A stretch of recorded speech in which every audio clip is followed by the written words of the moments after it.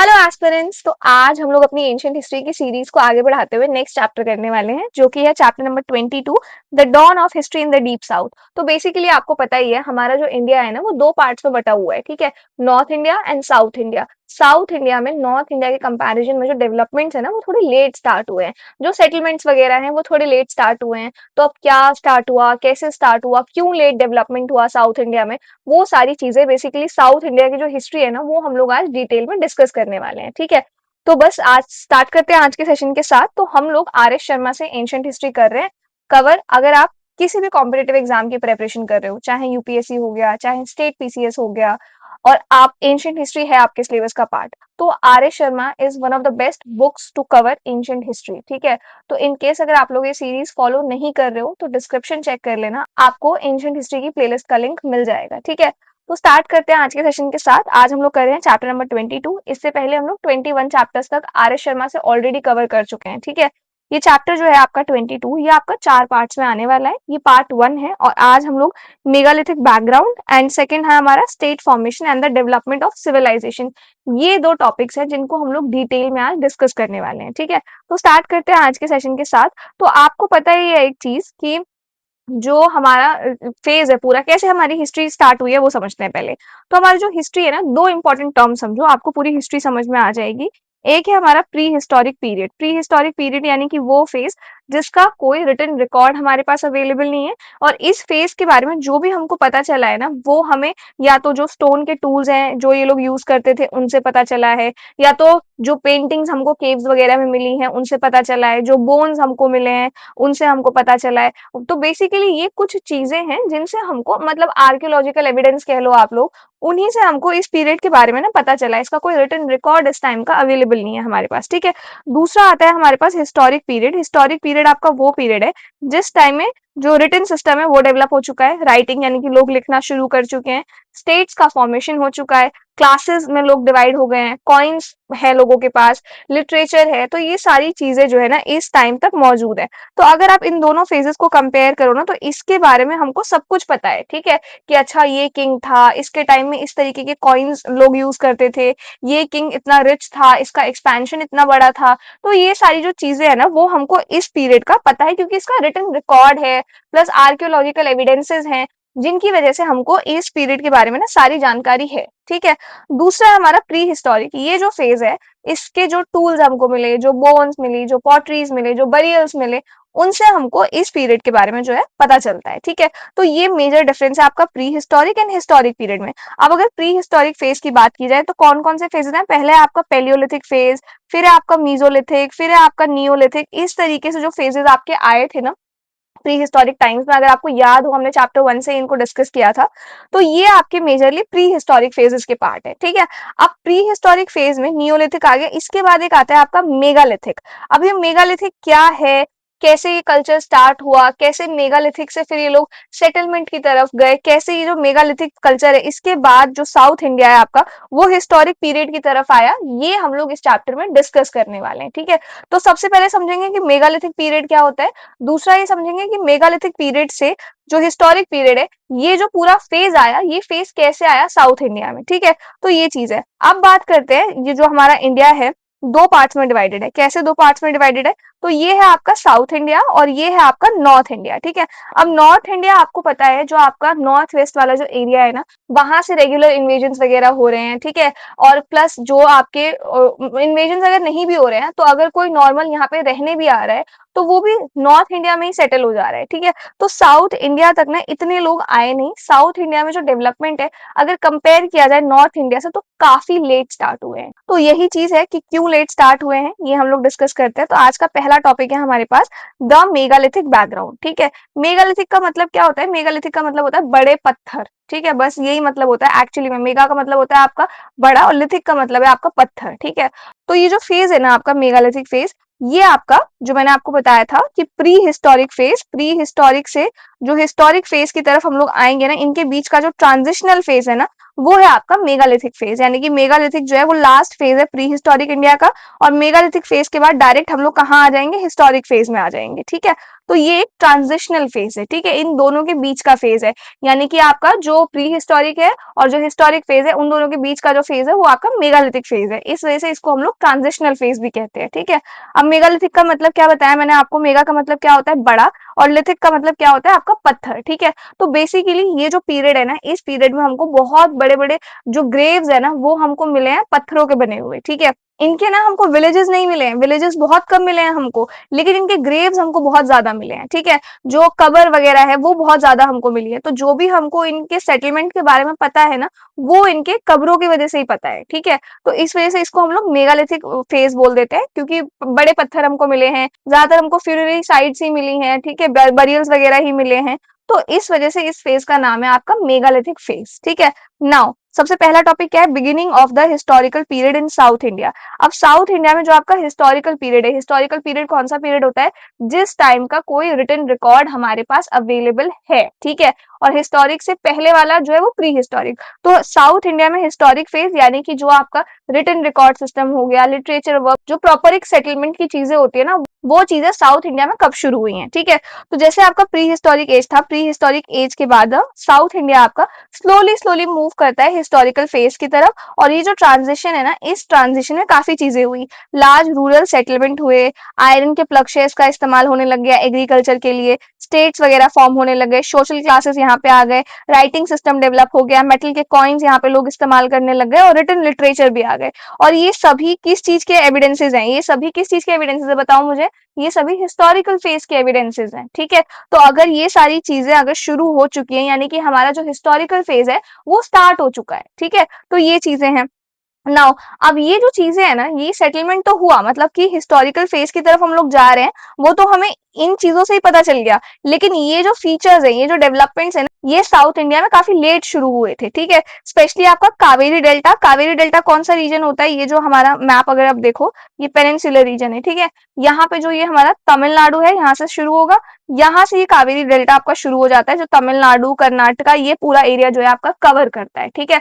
जैसे कि ये तमिलनाडु है, ये हमारा केरला हो जाएगा, केरला के बाद हमारा जो ये पूरा कर्नाटका वाला रीजन है ये हो जाएगा। तो ये जो कावेरी डेल्टा है ना, एक सेकेंड, ये जो रिवर यहाँ से शुरू हो रहा है, ये यहीं पे जो पूरा सेटलमेंट है ना आपका, इसी को कहा गया है, ठीक है। तो यहाँ पे तो सेटलमेंट आपके काफी ज्यादा लेट शुरू हुए थे।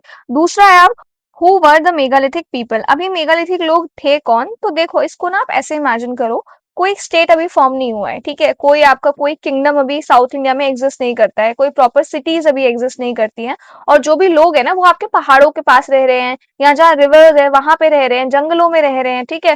तो ये जो लोग ज्यादातर रह रहे हैं ना साउथ इंडिया में, ये आपके ज्यादातर पेनिनसुलर, जो आपका ये पानी को टच कर रहा है ना रीजन, ये साउथ इंडिया का जो ये रीजन है पूरा, इसके आसपास रह रहे हैं, ठीक है, पत्थरों के पास रह रहे हैं। आपको पता है इधर, जैसे एक सेकंड मुझे थोड़ा बड़ा बनाने दो इसको, ताकि आपको समझ में आ जाए, इधर बनाते हैं। जैसे आपका ये वाला रीजन है ना, यहाँ पे आपको पता है पहाड़ है, जिनको हम लोग घाट्स कहते हैं दोनों के साइड, ठीक है। तो ये आपका ईस्टर्न घाट्स हो गए, ये आपका वेस्टर्न घाट्स हो गए। तो लोग यहीं पे रह रहे हैं, क्योंकि पहाड़ों के बीच में से जो स्पेस होता है, वहां से नदियां निकल रही हैं, तो लोगों को पीने का पानी मिल रहा है। अब जहाँ रिवर है, और क्योंकि पहाड़ है, तो एक तरीके से गुफा टाइप बन जा रही है लोगों के रहने के लिए, ठीक है, केव टाइप बन जा रहा है, जंगल है तो वहां लोग रह रहे हैं, ठीक है। तो ये आपके डेक्कन जो ये पेनिनसुला वाला रीजन है, यहाँ पे ये लोग रह रहे हैं, ठीक है। और इन्हीं लोगों को जो है ना मेगालिथिक पीपल लोग कहते हैं। क्यों कहते हैं मेगालिथिक पीपल, क्योंकि पहाड़ों के पास रह रहे हैं, पत्थरों का इस्तेमाल कर रहे हैं, बड़े बड़े पत्थरों का इस्तेमाल, चाहे रहने के लिए गुफा बनाना हो गया, चाहे जो भी उन लोगों की हमको कब्र वगैरह मिली है ना, वो बड़े बड़े पत्थरों से बनी हुई है, ठीक है। तो इस वजह से इनको हम लोग मेगालिथिक पीपल बोलते हैं, यानी कि मेगालिथिक मतलब वो टाइम पीरियड जब लोग ना बड़े बड़े पत्थरों से स्ट्रक्चर्स वगैरह बना रहे थे, वहीं रह रहे थे, वहीं उनका घर था, वहीं पे आसपास उनकी ग्रेव हमको देखने को मिली है, ठीक है। इस वजह से उनको हम लोगों ने मेगालिथिक पीपल ये नाम दे दिया है, ठीक है। और यही चीज यहाँ लिखी हुई है कि before the rise of early states, यानी कि अर्ली स्टेट्स के फॉर्मेशन से पहले ही जो ये डेक्कन पेनिनसुला वाला रीजन है ना, यहाँ पे जो लोग रहते थे ना, उनको हम लोग मेगालिथिक बिल्डर्स बोलते थे, ठीक है। ये किसी सेटलमेंट से बिलोंग नहीं करते थे, कोई सेटलमेंट यहाँ पे आपको बहुत रेयरली देखने को मिलेगा। और इनको जो हम लोग आइडेंटिफाई करते हैं ना, वो उनके बरियल साइट्स, उनके ग्रेव्स की वजह से आइडेंटिफाई करते हैं, क्योंकि सिमिलर पैटर्न हमको देखने को मिला है। चाहे कोई इधर आपके रह रहा हो ईस्टर्न घाट में, चाहे कोई आपका वेस्टर्न घाट में रह रहा हो, दोनों में ही जो पत्थरों का जैसे इस्तेमाल करके स्ट्रक्चर्स बना के गुफा वगैरह बना के ये लोग रह रहे हैं ना, इस वजह से इनको आइडेंटिफाई किया जाता है मेगालिथिक पीपल की तरह, ठीक है। दूसरा इधर आ जाओ, मीनिंग ऑफ मेगालिथ, तो ये मैंने आपको बता दिया है, मेगालिथ का मतलब क्या होता है, लार्ज स्टोन, यानी कि बहुत बड़े पत्थर, क्योंकि बड़े पत्थरों का वो लोग इस्तेमाल करते थे इसलिए। और इनके जो भी हमको ग्रेव्स देखने को मिले वो वही बिग स्टोन स्लैब्स यानी कि बड़े-बड़े पत्थरों से कवर्ड हैं, स्टोन के सर्कल से कवर्ड हैं। और इन ग्रेव्स के अंदर हमको स्केलेटन्स मिले हैं, पॉटरी मिली हैं, आयरन के टूल्स एंड वेपन्स मिले हैं। और ये जो बरियल प्रैक्टिसेस है ना, इन्हीं से हमको इनके बारे में जो भी इंफॉर्मेशन वगैरह है वो मिलती है। इनका कल्चर कैसा रहा होगा, इनका बिलीफ सिस्टम कैसा रहा होगा, इन सभी चीजों के बारे में ना हमको इन्हीं से पता चलता है। ठीक है, इसके बाद आ जाओ next, distribution of megalithic sites. अब ये जो मेगालिथिक साइट्स है ना, इनका डिस्ट्रीब्यूशन मतलब इंडिया में हमको कहाँ कहाँ पे ये मेगालिथिक साइट देखने को मिली है। तो अराउंड हमको 104 megalithic and black and red ware sites जो है मिली हैं, जिनको हम लोगों ने एग्जैक्टिवेट किया है इंडिया में। ठीक है, कुछ साइट्स आपकी महाराष्ट्र में है, कुछ मध्य प्रदेश में, कुछ उत्तर प्रदेश में है, और ज्यादातर आपकी कॉन्सेंट्रेटेड है कहाँ पर, साउथ इंडिया में, स्पेशली आपका जो ईस्टर्न आंध्र प्रदेश वाला रीजन है और जो तमिलनाडु वाला रीजन है। ठीक है, और जितने भी आपको मेगालिथिक साइट्स है ना, ये हमको अपलैंड एरियाज में, अपलैंड एरियाज यानी कि पहाड़ पत्थर जो आपका प्लेट्यू होता है वहां पे मिली है। ठीक है, जहां पे मतलब आप फार्मिंग बिल्कुल नहीं कर सकते हो ना, खेती बाड़ी नहीं हो सकती, उन एरियाज में हमको ये साइट्स देखने को मिली है। फर्टाइल प्लेन्स में हमको एक भी साइट इनकी नहीं मिली है। फर्टाइल प्लेन यानी कि जहाँ पे आप खेती वगैरह कर सकते हो, रह सकते हो, इंटेंसिव एग्रीकल्चर हो सकता है, वो चीजें नहीं पॉसिबल है जहां भी हमको इनकी साइट्स देखने को मिली है वहां पे। ठीक है, इसके बाद इधर आ जाओ, pottery use by megalithic people. अब ये लोग जो थे ना, पॉटरीज भी यूज करते थे डिफरेंट काइंड्स की, जैसे कि रेड वेयर पॉटरी है, black and red ware pottery है, ये काफी इंपॉर्टेंट है। और आपको पता है ये क्यों ये लोग यूज कर रहे हैं पॉटरी, क्योंकि जो आपका साउथ इंडिया है उस पे इन्फ्लुएंस पड़ रहा है नॉर्थ इंडिया का, और नॉर्थ इंडिया में एम्पायर बनने शुरू हो चुके हैं। ठीक है, चाहे आप देख लो जो अशोका का टाइम आया था उनका इन्फ्लुएंस इन पे रहा होगा, चाहे जो भी सोल्जर्स आपके नॉर्थ से साउथ थोड़ा बहुत ट्रैवल करके आए होंगे उनका इन्फ्लुएंस रहा होगा, इस वजह से ये लोग भी पॉटरी के बारे में अवेयर थे, पॉटरी वगैरह यूज करते थे। ठीक है, तो आपका ये जो black and red ware pottery है ना, ये काफी वाइड स्प्रेड, काफी ज्यादा फैल गया था। इनिशियली ना आर्कियोलॉजिस्ट जितने भी ये एग्जैक्टिवेशन करते थे ना, उनको हर जगह ये पॉटरी मिलती थी। ठीक है, ब्लैक एंड रेड वेयर, तो उनको ऐसा लगने लग गया था कि ये ब्लैक एंड रेड वेयर जो है ना, ये मेगालिथिक वेयर ही है, मेगालिथिक कल्चर ही है जो इसको यूज करता है। ठीक है, लेकिन बाद में पता चला नहीं ऐसा नहीं है, बल्कि नॉर्थ इंडिया से आया था ये, दूसरे कल्चर्स का भी इसमें कॉन्ट्रीब्यूशन है, और तब जाके पॉटरी ये लोग यूज करना सीखे थे। समझ में आया, तो ये है। इसके बाद इधर आ जाओ आपका burial goods and belief system. तो जो आपकी डेड बॉडीज होती थी जिनको दफनाया जाता था ना, उनको दफनाने के साथ साथ कुछ गुड्स भी हैं जो उस डेड बॉडीज के साथ दफना दिए जाते थे। ठीक है, तो हो सकता है कि वो लोग ना लाइफ आफ्टर डेथ, यानी कि डेथ के बाद भी आपकी एक लाइफ है, जो लाइफ आपकी अच्छी बीते, इस वजह से आपके साथ कुछ सामान वगैरह जो भी आप यूज करते होंगे, जो भी गुड्स होंगे, वो चीजें बॉडी के साथ दफना दी जाती थी। ठीक है, तो ये ऐसा मानते हैं कि हो सकता है ये लोग लाइफ आफ्टर डेथ जैसी चीज में बिलीव करते हो, और उनको ऐसा लगता हो कि जो इंसान नहीं है, डेड है, वो उसको इन सभी चीजों की जरूरत पड़ेगी नेक्स्ट वर्ल्ड में, नेक्स्ट दुनिया में। ठीक है, इसके बाद इधर आ जाओ, टूल्स एंड वेपन्स फाउंड। अब हमको कौन से टूल्स एंड वेपन्स वगैरह देखने को मिले हैं, तो हमको आयरन के ऑब्जेक्ट्स मिले हैं मेगालिथिक ग्रेव्स के आसपास, जिसमें हमको एग्रीकल्चरल टूल्स मिले हैं, होस, सिकल्स, वेपन्स मिले हैं, arrow heads, spear heads, tridents मिले हैं हमको, जिसको हम लोग बाद में शिव जी के साथ एसोसिएट करते हैं। ट्राइडेंट मतलब जो आपका त्रिशूल होता है ना, वो चीज। ठीक है, नाउ अब इन सभी चीजों से ना एक इंपॉर्टेंट ऑब्जर्वेशन जो है वो लगाया गया, वो ये है कि जो वेपन्स हैं जो आपके मतलब किसी जानवर को मारने में काम आएंगे, या जो नॉर्मल वॉर वगैरह के जो टूल्स थे ना, वो हमको ज्यादा मिले हैं अगर कंपेयर किया जाए एग्रीकल्चरल टूल से। तो ठीक है, तो बेसिकली हम लोग ऐसा अंदाजा लगा रहे हैं कि हो सकता है इस टाइम में ना एग्रीकल्चर जो है ना वो इतना ज्यादा एडवांस ना हुआ हो, हंटिंग एंड फिशिंग पे ही लोग जो है वो डिपेंडेंट रहे हो, तो हंटिंग एंड फिशिंग इनकी इंपॉर्टेंट एक्टिविटी रही हो। इसके बाद है आपका एग्रीकल्चर एंड सेटलमेंट पैटर्न। तो ये लोग आपको पता है नोमैडिक लोग थे, एक जगह से दूसरी जगह रहते थे, मेगालिथिक लोग थे, लेकिन ये लोग कंप्लीटली नोमैडिक नहीं थे। ठीक है, थोड़ी बहुत खेती करते थे, जैसे कि आपका पेडी यानी कि चावल और रागी जो होता है वो ये उगाया करते थे। एग्रीकल्चर आपका एग्जिस्ट करता था, लेकिन इतना मेन ऑक्यूपेशन नहीं था इनका। ठीक है, क्योंकि जो आपकी कल्टिवेबल लैंड्स थी वो काफी ज्यादा लिमिटेड थी, क्योंकि आप एक तो ऑलरेडी अपलैंड रीजन में रह रहे हो जहां पे आपको पहाड़ पत्थर यही सारी चीजें मिलेंगी, जो एक्चुअली में जहाँ पे आप खेती करोगे वहां आप नहीं रह रहे हो, तो ऑलरेडी वहां जहाँ आप रह रहे हो वहां पे बहुत लिमिटेड ही चीजें हैं जो आप उगा सकते हो। ठीक है, तो लार्ज स्केल पे फार्मिंग यहाँ पे पॉसिबल ही नहीं है, और जहाँ पे लार्ज स्केल पे फार्मिंग पॉसिबल है, जो आपके प्लेन्स वाले एरिया होते हैं, रिवर वैलीज वाला एरिया होता है, वहां पे इन लोगों ने अपना सेटलमेंट बनाया ही नहीं। क्यों नहीं बनाया, क्योंकि वो जो एरियाज थे वो डेंस फॉरेस्ट से घिरे होते थे। ठीक है, तो इन लोगों ने इतना दिमाग लगाया नहीं कि डेंस फॉरेस्ट है इसको काट दिया जाए तो इस एरिया पे हम लोग खेती कर सकते हैं, ऐसा नहीं किया। इन्होंने हिल स्लोप्स अपलैंड रीजन ये प्रेफर किया रहने के लिए, और इनको ना आयरन के टेक्नोलॉजी के बारे में पता था, तो ऑब्वियसली थोड़ा सा अगर दिमाग चलाते ये लोग तो आयरन टेक्नोलॉजी का इस्तेमाल करके फॉरेस्ट क्लियर करके खेती कर सकते थे, बट इन लोगों ने इतना बड़े स्केल पे ये किया नहीं। ठीक है, इसके बाद है आपका क्रोनोलॉजी ऑफ मेगालिथिक कल्चर। तो मेगालिथिक कल्चर जो है आपका, ये आपका 1000 बीसी के आसपास था और ज्यादातर ये आपका 5th सेंचुरी बीसी से लेके 1st सेंचुरी बीसी के बीच में ज्यादा एक्टिव था, ठीक है। और कुछ एरियाज में तो ये आपका एडी तक भी रहा था, क्रिश्चियन एरा तक भी ये रहा था, ठीक है।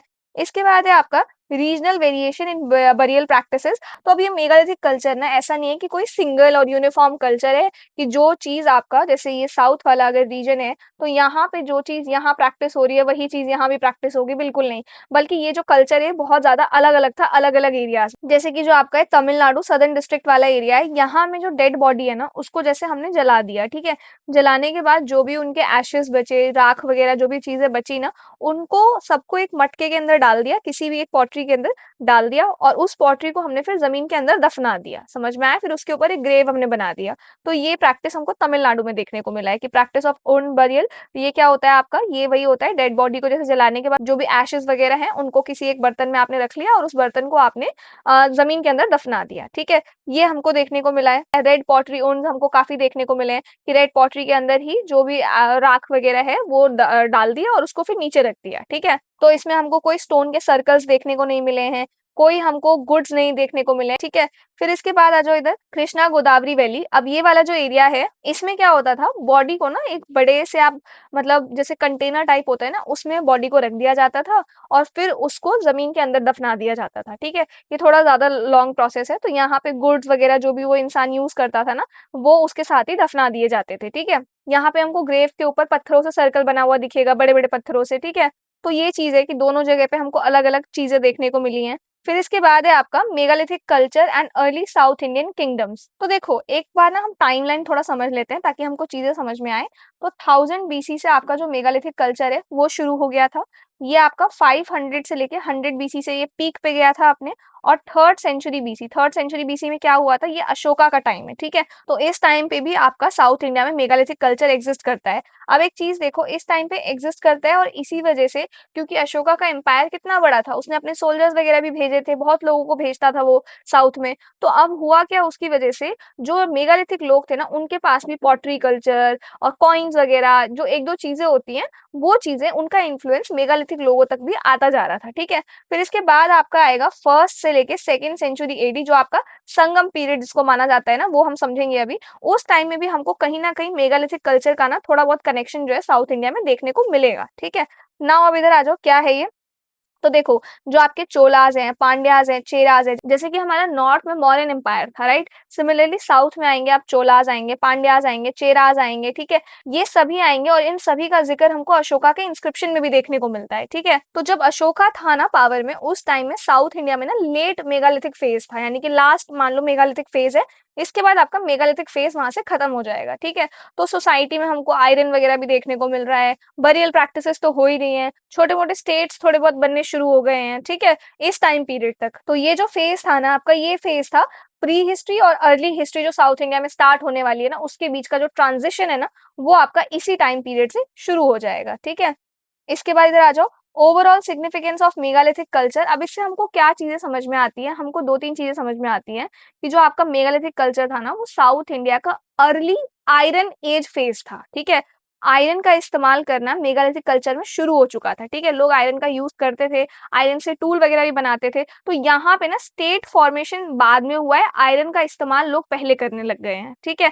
वेपन्स वगैरह बना रहे हैं, फार्मिंग वगैरह कर रहे हैं, लेकिन उतने लार्ज स्केल पे नहीं कर रहे हैं, ठीक है। तो एक तो ये है। तो अर्ली आयरन एज जो है वो यहाँ पे शुरू हो चुका है, यहाँ पे हमको आयरन का इस्तेमाल देखने को मिलता है। सोशल डिफरेंशिएशन हमको देखने को मिलेगा। सोशल डिफरेंशिएशन मतलब कि कुछ ग्रेव्स बहुत ही बड़े हैं जिन पे स्टोन के सर्कल्स बने हुए हैं, कुछ बहुत ही छोटे ग्रेव्स हैं जिनमें कम सामान है। तो ये सोसाइटी में ना दिखाता है कि उस टाइम में भी स्टेटस का डिफरेंस था, ठीक है। फिर रिलीजियस बिलीफ, मतलब लाइफ आफ्टर डेथ जैसी चीज में ये लोग बिलीव करते थे। और इसी फेज के बाद जो है हमारा किंगडम्स वगैरह जो है साउथ इंडिया में वो बनने लग जाएंगे, किस फेज के बाद, मेगालिथिक फेज के बाद, ठीक है। तो आई होप आपको ये समझ में आया हो। क्या पढ़ा हमने, थोड़ा डिस्कस करते हैं फटाफट से।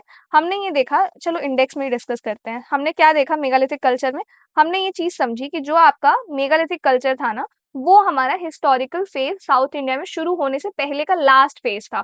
तो बेसिकली प्री हिस्ट्री और जो हिस्ट्री होगा वो शुरू होने में जो आपका बीच में जो ट्रांजिशनल फेज आता है ना, वो हमारा मेगालिथिक फेज था, ठीक है। अब ये मेगालिथिक लोग थे कौन, तो ये मैंने आपको बता दिया, पत्थरों वगैरह का इस्तेमाल करते थे, पहाड़ वगैरह पे रहते थे, ठीक है। मेगालिथिक का मतलब क्या होता है ये मैंने आपको बता दिया। डिस्ट्रीब्यूशन इंडिया में कितनी साइट्स हमको मिली है, कितना हमने एग्जैक्टिवेट कर लिया ये हमने देखा। ये लोग पॉटरी का भी इस्तेमाल करते थे। फिर इनके कुछ-कुछ डिफरेंट डिफरेंट बरियल प्रैक्टिसेस थे, कुछ अलग ही बिलीफ सिस्टम था इनका। टूल्स और वेपन्स वगैरह भी यूज़ करते थे। हमको एग्रीकल्चरल वेपन्स हमको कम देखने को मिले हैं, कंपेयर किया जाए नॉर्मल वेपन से जो आपके हंटिंग वगैरह में इस्तेमाल होते हैं, उनके कंपैरिजन में, ठीक है? नाउ इसके बाद हमने क्रोनोलॉजी समझ लिया, टाइम पीरियड, रीजनल वेरिएशन समझ लिया, कैसे अब भले ही मेगालिथिक कल्चर आप कह रहे हो साउथ इंडिया में है, लेकिन मेगालिथिक कल्चर भी यूनिफॉर्म नहीं है हर एक एरिया में, ठीक है?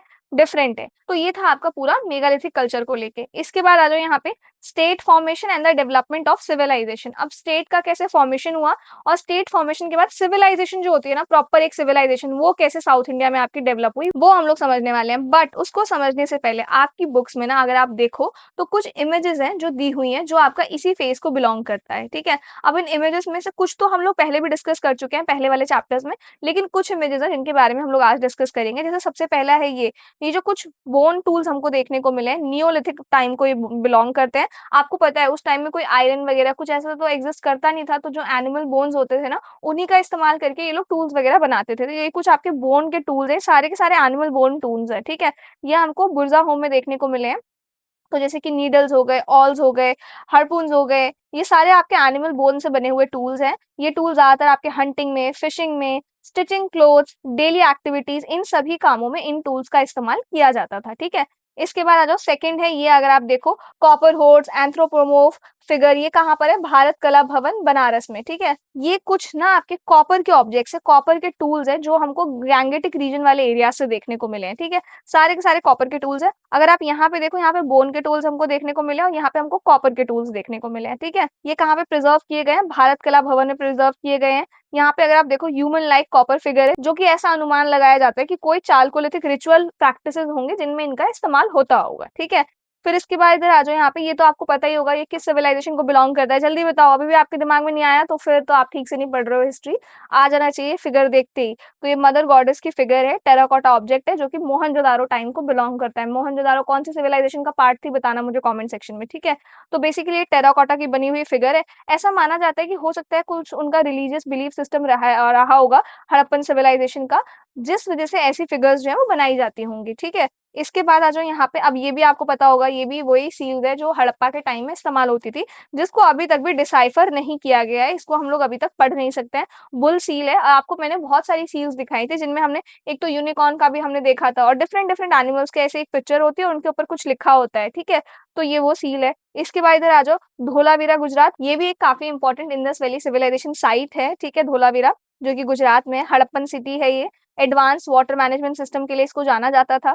आपको पता ही होगा कि जो इंडस सिविलाइजेशन है वो आपका अर्बन प्लानिंग के लिए जाना जाता था, इंजीनियरिंग स्किल्स के लिए जाना जाता था। तो उनमें से एक बेस्ट एग्जांपल आपका धोलावीरा है, ठीक है? इसके बाद इधर आ जाओ, अप्सरा पेंटिंग जो हमको अजंता में देखने को मिली है, अजंता केव्स में। ये ग्रेसफुल पेंटिंग है जो कि डिपिक्ट करता है सेलेस्टियल डांसर्स को। तो ये रिफ्लेक्ट करता है एक artistic excellence in atheistic sense of ancient India Buddhist art, ठीक है? तो ये बुद्धिस्ट आर्ट को काफी हद तक रिफ्लेक्ट करता है। फिर इसके बाद इधर आ जाओ यहाँ पे, सांची स्तूपा, ये भी एक बुद्धिस्ट आर्किटेक्चर का बहुत बड़ा एग्जाम्पल है। ये आपका मौर्यंस के टाइम में बनाया गया था। ये बुद्धिस्ट टीचिंग, स्पेशली जो लाइफ एंड एनलाइटनमेंट का प्रोसेस है, उसको काफी अच्छे से ये शो करता है। इसमें डिफरेंट डिफरेंट जो कार्विंग्स है वो की गई हैं, जो बुद्धा के लाइफ के मेजर इवेंट्स को शो करता है, ठीक है? फिर इसके बाद इधर आ जाओ यहाँ पे, आपका विदिशा। विदिशा एक इम्पॉर्टेंट एंशिएंट सिटी है near Sanchi, a major centre for trade and culture. It flourished during the Mauryan and post-Mauryan period, closely linked with the earliest Buddhist activity। यहाँ पे आपको पता है ये जो साइट है ना, ये आपका मतलब अशोका के टाइम में काफी अच्छा फ्लोरिश हुआ है। यहाँ पे ट्रेड एंड कॉमर्स काफी बढ़िया था। फिर इसके बाद है आपका बुद्धा मथुरा। तो ये अगर आप देख रहे हो, बुद्धा का जो स्टैचू है ना, ये मथुरा से बिलोंग करता है, मथुरा में बनाया गया है ये, ठीक है? ये early Mathura school of art को बिलोंग करता है। कार्व किया गया है रेड सैंडस्टोन से। ये आपका strong symbolic human form of Buddha को रिफ्लेक्ट करता है। इंडियन आर्टिस्टिक ट्रेडिशन को रिफ्लेक्ट करता है, स्पिरिचुअल आइडियाज को रिफ्लेक्ट करता है, ठीक है? फिर इसके बाद आ जाओ यहाँ पे, सीन फ्रॉम मृच्छाकटिका। मृच्छाकटिका ना कालिदास ने लिखा था एक ड्रामा प्रॉपर, ठीक है? तो उसी में से एक सीन को यहाँ डिपिक्ट किया गया है। ये भी आपका मथुरा स्कूल ऑफ आर्ट से बिलोंग करता है। ये आपका सेकेंड सेंचुरी एडी को बिलोंग करता है, ठीक है? तो यहाँ पे social custom, drama, artistic realism of time, ये सारी चीजें ये डिपिक्ट कर रहा है। फिर इसके बाद यहाँ पे आ जाओ पंच मार्क्ड कॉइन्स, इनके बारे में आप पढ़ रहे हो कि कैसे पंच मार्क कॉइन्स का इस्तेमाल होता था। अगर आप ध्यान से यहाँ पे देखो कॉइन्स के ऊपर मार्क कर रखा है काफ़ी, मतलब कुछ एनिमल इम्प्रिंट्स कह लो, कुछ व्हील्स कह लो, ऐसे डिफरेंट डिफरेंट चीज़ें जो है वो पंच कर रखी हैं, ठीक है? तो इन कॉइन्स का काफ़ी इस्तेमाल होता था, स्पेशली गौतम बुद्ध के टाइम में ये वो कॉइन्स हैं, ठीक है?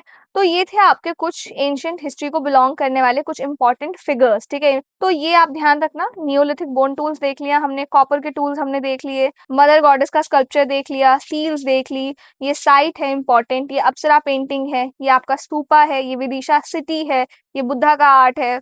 इसके बाद ये आपका मृच्छकटिका का एक सीन है, एंड देन आपके लास्टली पंच मार्क कॉइन्स, ठीक है? इसके बाद आ जाओ, अब जो पहला टॉपिक है स्टेट फॉर्मेशन में, shift from uplands to river basin. तो पहले अपलैंड वाले एरिया में रह रहे हैं, पहाड़ी एरिया में रह रहे हैं, और इसी वजह से इनके लिए फार्मिंग उतनी पॉसिबल नहीं है, ज़्यादा इनको हंटिंग करना पड़ता है, और बहुत छोटे-छोटे सेटलमेंट्स है, ठीक है? अब सबसे बड़ा जो मेजर शिफ्ट इन्होंने किया वो ये किया कि अपलैंड से रिवर बेसिन की तरफ ये लोग शिफ्ट हो गए, ठीक है? तो 2nd सेंचुरी बीसी में जो भी आपके मेगालिथिक लोग थे ना, ये लोग अपलैंड एरिया से फर्टाइल रिवर वैलीज की तरफ मूव हो गए। तो बेसिकली पहाड़ों से नीचे आ गए, फर्टाइल जो रिवर बेसिन्स थे वहां पे सेटल हो गए, और जो थोड़े आपके मार्शी डेल्टा रीजन थे ना, इसको इन लोगों ने क्लियर किया, और यहाँ पे इन लोगों ने फार्मिंग स्टार्ट कर दी। मार्शी मतलब कि जो आपका जैसे पानी नहीं बहुत जगह इकट्ठा रहता है लेक्स के पास, थोड़ा कीचड़ टाइप रहता है, वैसा कुछ एरिया मान लो आप। तो अब ये जो स्टेप है ना, ये काफी इंपॉर्टेंट है। क्यों इंपॉर्टेंट है? रिवर वैली के पास आ गए आप, यानी कि आपके पास अब ज्यादा फर्टाइल सॉइल है, ज्यादा पानी है, यानी कि ज्यादा क्रॉप्स आप उगा सकते हो, और परमानेंटली आप एक ही जगह पे रह सकते हो, ठीक है? तो ये स्टार्ट हो गया, यानी कि अब आप एग्रीकल्चर की तरफ थोड़ा इंक्लाइन करोगे, ठीक है? तो ये जो स्टेप था ना, काफी मेजर स्टेप था towards civilisation and state formation. जहां आप लोग सेटल्ड हो गए, मतलब एक बार आपने परमानेंट सेटलमेंट शुरू कर दिया है, तो वहां पे अब क्या होगा, सिविलाइजेशन स्टार्ट हो जाएगा। सिविलाइजेशन स्टार्ट हो जाएगा यानी कि स्टेट्स का जो फॉर्मेशन है वो शुरू हो जाएगा। इसके बाद इम्पैक्ट ऑफ नदर्न कॉन्टैक्ट। तो आपको पता है जो साउथ इंडिया में जो भी आपका ट्रांसफॉर्मेशन हुआ है, वो ज्यादातर आपका इन्फ्लुएंस था नॉर्थ इंडिया की वजह से, ठीक है? वो क्यों था? क्योंकि आपको पता है नॉर्थ इंडिया में इस टाइम तक स्टेट का फॉर्मेशन हो चुका है, डिफरेंट डिफरेंट किंग है, किंगडम्स है, राइट? तो इनकी वजह से यहाँ पे ट्रेडर्स आ रहे हैं, कॉन्करर्स आ रहे हैं, क्योंकि उनको ये एरिया अपने अंदर कंट्रोल करना है। और साउथ इंडिया के काफी ऐसे एरियाज थे जिनको ग्रांट्स में दिया गया था जैन और बुद्धिस्ट मॉन्क्स को, तो वो लोग भी यहाँ आ रहे हैं। कुछ आपके ब्राह्मण मिशनरीज यहाँ पे आ रहे हैं, तो ये लोग अपने साथ वैदिक रिचुअल्स लेके आएंगे, संस्कृत कल्चर लेके आएंगे, तो पूरा जो सोशल स्ट्रक्चर है वो फॉर्म होने लग जाएगा, ठीक है? तो जैसे जैसे ये लोग आते चले गए साउथ इंडिया में, इनके साथ जो एडवांस एलिमेंट है इनके कल्चर का, वो भी इनके साथ साथ साउथ इंडिया पहुंचेगा, ठीक है? नाउ इसके बाद है आपका introduction of wet paddy cultivation. पहले फार्मिंग आपकी कैसे होती थी? देखो, जो आपके अर्ली मेगालिथिक लोग हैं ना, वो आपके हिल स्लोप्स पर फार्मिंग करते थे, रेन पे डिपेंड करते थे, काफी ज्यादा ड्राई क्रॉप्स उगाते थे, जैसे रागी वगैरह है वो उगाते थे। तो अब इसकी प्रॉब्लम ये थी कि प्रोडक्शन काफी ज्यादा कम कर रहे हो आप, सरप्लस नहीं हो पा रहा है, और जो उनकी जरूरत की चीजें है ना, आप सिर्फ उतना ही उगा पा रहे हो जितना आपकी जरूरत है, ठीक है? फिर इसके बाद आपका आएगा वेट पैडी मेथड, इसको मैंने आपको पहले भी बताया है। वेट पैडी मेथड्स क्या होता है? इसमें आप इरिगेशन सिस्टम का इस्तेमाल करते हो, थोड़ी ज्यादा आपको मेहनत देनी पड़ती है, बड़े बड़े एरियाज में आप अपने पूरा प्रोडक्शन करते हो, तो इससे होता ये कि आपको जो आउटपुट मिलता है ना, वो थोड़ा ज्यादा मिलता है, ठीक है? ये जो टेक्निक है ये ऑलरेडी नॉर्थ इंडिया में लोग इस्तेमाल कर रहे थे।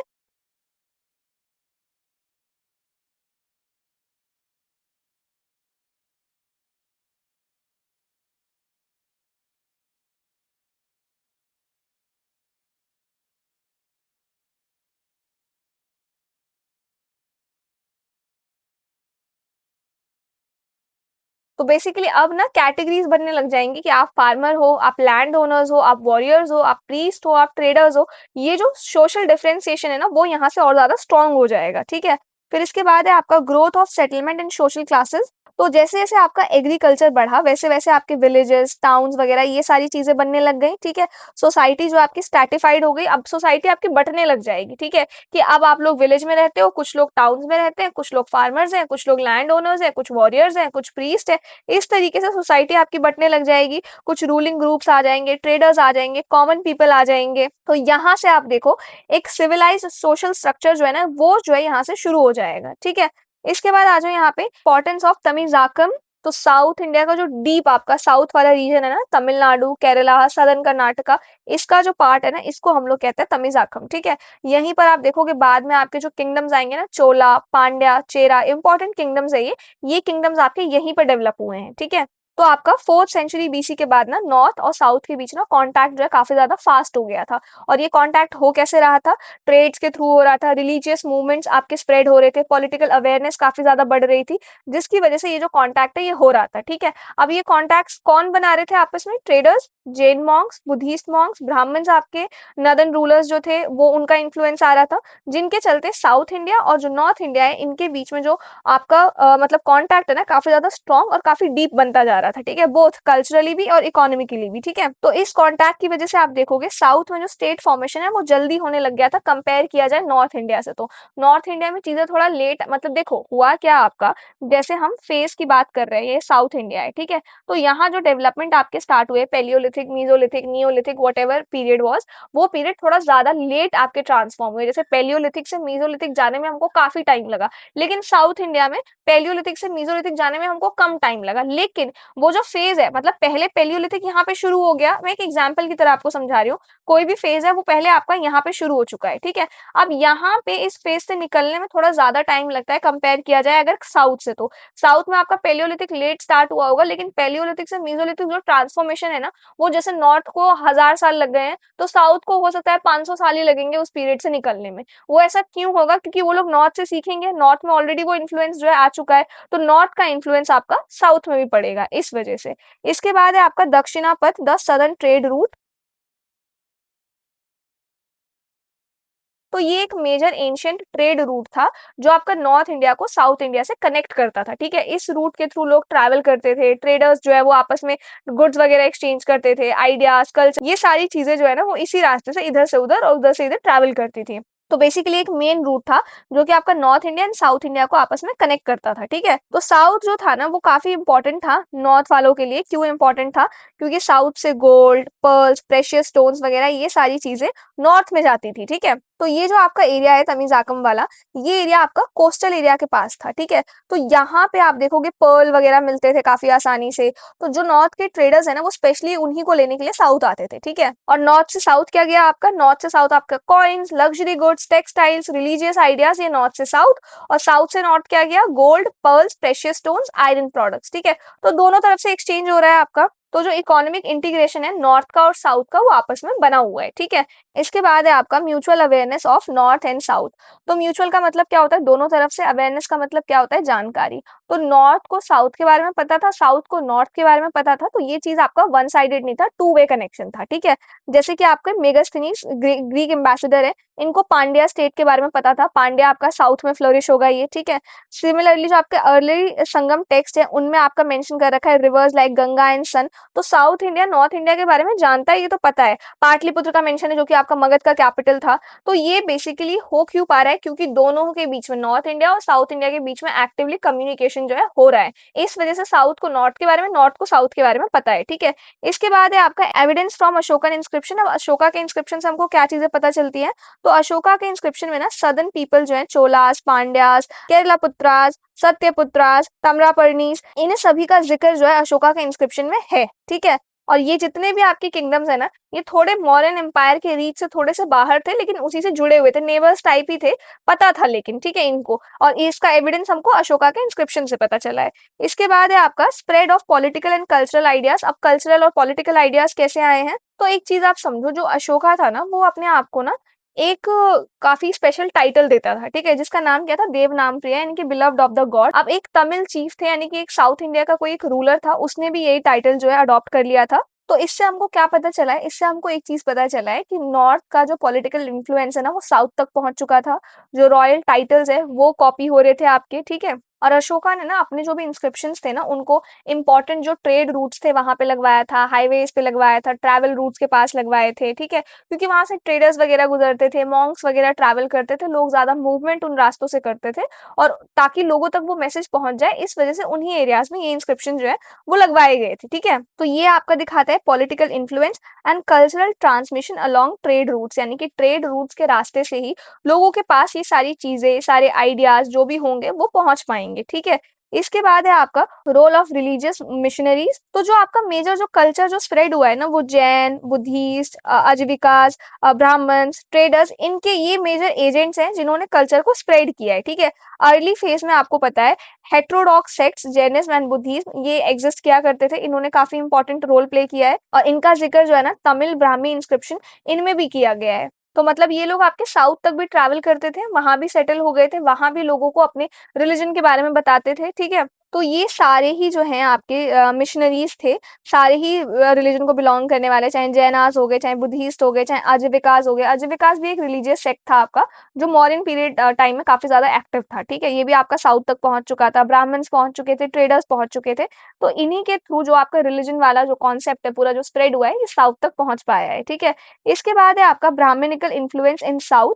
अब ब्राह्मणिकल इन्फ्लुएंस जो है ना वो आपका इस रीजन तक पहुंच चुका था, जो आपका केरला, तमिलनाडु और जो आपका सदर्न कर्नाटका वाला रीजन है वहां तक स्लोली स्लोली, ठीक है। और ये आपका सिग्निफिकेंट बन गया था 4th सेंचुरी एडी के आसपास। ग्रेजुअली जो वैदिक आइडियाज थे, रिचुअल्स थे, सोशल नॉर्म्स थे, ये सभी चीजें आपका साउथ में भी धीरे धीरे स्प्रेड होने लग गए थे, ठीक है। इसके बाद है आपका cultural exchange south to north. तो कल्चरल फ्लो एक साइडेड नहीं था, ऐसा नहीं था कि सिर्फ नॉर्थ से चीजें साउथ आ रही है, बल्कि साउथ के भी कुछ एलिमेंट्स आपके नॉर्थ पहुंचे हैं। कुछ आपके तमिलनाडु के कल्चर का कुछ एलिमेंट आपका नॉर्थ इंडिया पहुंचा है। ब्राह्मणिकल टेक्स्ट में उनका मेंशन कर रखा है, जैसे कि ब्राह्मणिकल टेक्स्ट में कावेरी रिवर को रिकॉग्नाइज किया गया एज अ होली रिवर, ठीक है। जैसे गंगा रिवर को हम लोग एज अ होली रिवर मानते हैं, वैसे कावेरी को भी मानते हैं, ठीक है। तो ये शो करता है म्यूचुअल कल्चरल इंटीग्रेशन। मतलब ऐसा नहीं है कि सिर्फ नॉर्थ से ही जो आपके कल्चरल प्रैक्टिसेस हैं या जो रिलीजियस बिलीफ सिस्टम्स है ये साउथ पहुंच रहे हैं, बल्कि साउथ की भी कुछ चीजें हैं जो नॉर्थ तक पहुंच रही हैं, ठीक है। इसके बाद है आपका रोल ऑफ आयरन टेक्नोलॉजी। अब आपको पता है कोई भी स्टेट कब फॉर्म हो सकता है, कोई भी स्टेट को फॉर्म करने में आयरन की टेक्नोलॉजी का बहुत बड़ा हाथ होता है, ठीक है। आयरन की टेक्नोलॉजी के बिना स्टेट फॉर्मेशन जो है पॉसिबल नहीं है। ये मैंने पूरा आपको लिंक एक समझाया था जब हम लोग मॉडर्न पीरियड वाला चैप्टर पढ़ रहे थे, उस चैप्टर में, ठीक है। नाउ अब ऐसा होता क्यों है, तो जो आपके आयरन के टूल्स होते हैं ना उन वो काफी हेल्प करते हैं फॉरेस्ट क्लियर करने में, कल्टीवेशन एक्सपैंड करने में, और जो प्लगिंग एक्टिविटी होती है, खेत को जोतना वगैरह होता है, उसमें काफी हेल्प करते हैं ये, ठीक है। तो बेसिकली आयरन की वजह से जो किसी भी स्टेट की जो इकोनॉमी है ना वो बढ़िया कर पाती है, क्योंकि एग्रीकल्चर जो है ना हम लोग मतलब एग्रीकल्चर प्रोडक्शन जो है वो सरप्लस अमाउंट में हम लोग कर पाते हैं आयरन की वजह से, जिस वजह से कोई भी जो स्टेट है उसकी जो इकोनॉमी है वो इतनी ज्यादा स्ट्रांग हो पाती है। तो आयरन जो है ना वो फाउंडेशन रखता है, इकोनॉमिक फाउंडेशन किसी भी स्टेट को अर्ली मतलब स्टेज में, जब स्टेट होता है ना जो फॉर्म हो ही रहा होता है उस टाइम में, ठीक है। इसके बाद है आपका एविडेंस फ्रॉम कॉइनेज। बट इसको करने से पहले मैं एक चीज आपको बताती हूँ, अगर आपको ना जीएस के नोट्स परचेज करने हैं तो आप उनको परचेज कर सकते हो। आपको जीएस के नोट्स साथ ही जो भी हम लोग ये एंशिएंट हिस्ट्री के जो नोट्स हम लोग यूज कर रहे हैं इस वीडियो में या जितने भी लेक्चर्स में हम लोग यूज करते हुए आ रहे हैं, अगर आपको उनको परचेज करना है तो आपको उनको परचेज करने का लिंक जो है ना वो डिस्क्रिप्शन में मिल जाएगा, आप चेक कर लेना इन केस अगर आप इंटरेस्टेड हो तो, ठीक है। Now coming back to the topic, evidence from coinage. तो सबसे पहले पंच मार्क्ड कॉइन्स क्या थे पहले ये समझते हैं। तो एंशिएंट इंडिया में आपके सबसे पुराने तरीके के जो सिक्के हैं जो यूज हुए हैं वो आपके मशीन से नहीं बनते थे, बल्कि जो भी आपके छोटे छोटे मेटल के टुकड़े होते हैं ना उन पर ना अलग अलग सिंबल्स को ना ठोक दिया जाता था, पंच कर दिया जाता था, और तब जाके वो जो कॉइन्स है वो इनका इस्तेमाल करते थे। जैसे मैंने आपको ऊपर इमेज में भी दिखाया था, ये है वो कॉइन्स, पंच मार्क्ड कॉइन्स, ठीक है। कोई भी मेटल का पीस है उसके ऊपर ठोक दिया गया है, पंच कर दिया गया है किसी एक सिंबल को, और वो आपका कॉइन बन गया है। तो इस तरीके के जो कॉइन्स थे ना वो उस टाइम में इस्तेमाल होते थे, पंच मार्क्ड कॉइन्स जिनको हम लोग कहते हैं, ठीक है। नाउ अब इन पे अलग अलग तरीके के सिंबल्स बनाए जाते थे, जैसे कि एक है आपका जनपद टाइप। अब ये जो है ना ये अर्ली किंगडम जैसे आपके महाजनपद वगैरह होते थे ना उनके सिक्के होते थे, ये ज्यादातर आपके नॉर्थ इंडिया में यूज होते थे, जो आपके ट्रेड वगैरह करने के लिए, मार्केट वगैरह में कुछ चीजें अगर आपको खरीदनी है तो उसमें इन कॉइन्स का इस्तेमाल होता था। दूसरा आपका मगधन इंपीरियल टाइप। अब ये जो है ना मगध एम्पायर के ऑफिशियल कॉइन्स होते थे, जो आपके मौर्यन रूलर्स है ना उनके टाइम में ज्यादातर ये इस्तेमाल हुए हैं। ये दिखाता है स्ट्रॉन्ग सेंटर अथॉरिटी, मतलब कि जहां से ये कॉइन हमको मिले हैं ना वो जो एरिया है कभी ना कभी मौर्यंस के अंडर रहा होगा, ठीक है। अब इंपॉर्टेंट बात ये है कि जो दोनों तरीके के कॉइन्स है ना ये कॉइन्स हमको साउथ से भी मिले हैं। साउथ में जो भी हमने एक दो साइट्स जो एग्जैक्टिवेट किए ना वहां से भी हमको ये कॉइन्स देखने को मिले हैं, ठीक है। तो इससे हमें क्या पता चलता है कि एक्टिवली नॉर्थ और साउथ के बीच में ट्रेड होता था, इस वजह से हमको सिक्के मिल पाए हैं, ठीक है। तो नॉर्थ के ट्रेडर साउथ आ रहे हैं या साउथ के जो लोग हैं वो नॉर्थ जा रहे हैं, गुड्स आपस में एक्सचेंज हो रहे हैं। जैसे आज होता है ना हम लोग किसी फॉरेन कंट्री को विजिट करते हैं तो उनकी जो करेंसी है वो हम लोग इस्तेमाल करते हैं, कभी जैसे इंडिया वापस आ रहे हैं वो करेंसी भी हमारे पास है। तो इस तरीके से हो सकता है कि आपस में इनका जो कॉन्टैक्ट है वो बना रहा हो, ठीक है? तो ये वही एक्टिव नॉर्थ साउथ ट्रेड दिखाता है। Growth of monetised economy. Monetised economy का मतलब क्या होता है कि चीज़ें ना ऐसा नहीं है कि सिर्फ बार्टर पे चल रही हैं कि आप गेहूँ ले लो, मुझे गेहूँ के बदले चावल दे दो, बल्कि कॉइन्स के थ्रू भी चीज़ें बाय और सेल हो रही है। तो मार्केट आपका डेवलप हो चुका है, ट्रेड्स आपके काफ़ी एक्टिवली हो रहे हैं, स्टेट को आप जो है टैक्स वगैरह दे रहे हो कैश के फॉर्म में, इकोनॉमी आपकी काफ़ी ज़्यादा कॉम्प्लेक्स हो रही है, ठीक है? तो वो है। इसके बाद है आपका Roman trade and state formation. Now जो ट्रेड था रोमन एम्पायर के साथ, ये भी काफी इंपॉर्टेंट रोल जो है प्ले करता है। तो फर्स्ट सेंचुरी एडी के आसपास ना रोम जो है ना, रोम का कंट्रोल जो है यूरोप और वेस्ट एशिया और इजिप्ट तक चला गया था, ठीक है? तो ये लोग आपके इंडिया के साथ भी ट्रेड करते थे, और ये लोग जैसे आपका अरेबियन सी वाला एरिया है, साउथ इंडिया के जो भी पोर्ट्स हैं, उनके थ्रू ये लोग ट्रेड कर पाते थे, ठीक है? कोस्टल रीजन्स के थ्रू बेसिकली। तो साउथ इंडिया आपको पता है पूरे कोस्टल एरियाज है, पोर्ट्स वगैरह डेवलप हो चुके हैं, वेयर हाउसेस वगैरह बन चुके हैं, मार्केट वगैरह है, तो फॉरेन ट्रेडर्स वगैरह आ रहे हैं, यहाँ पे सेटल हो रहे हैं। तो जो आपके कोस्टल टाउन्स थे ना, वो काफी ज्यादा आपके रिच होते जा रहे हैं इस टाइम में, ठीक है? तो ये जो रोमन लोग हैं, ये लोग साउथ से आपके स्पाइसेस, पर्ल्स और प्रेशियस स्टोन्स, ये सारी चीजें यहाँ से ले जाते थे, ठीक है? और कोस्टल रीजन आपका काफी ज्यादा मेजर ट्रेड सेंटर जो है बन गया था।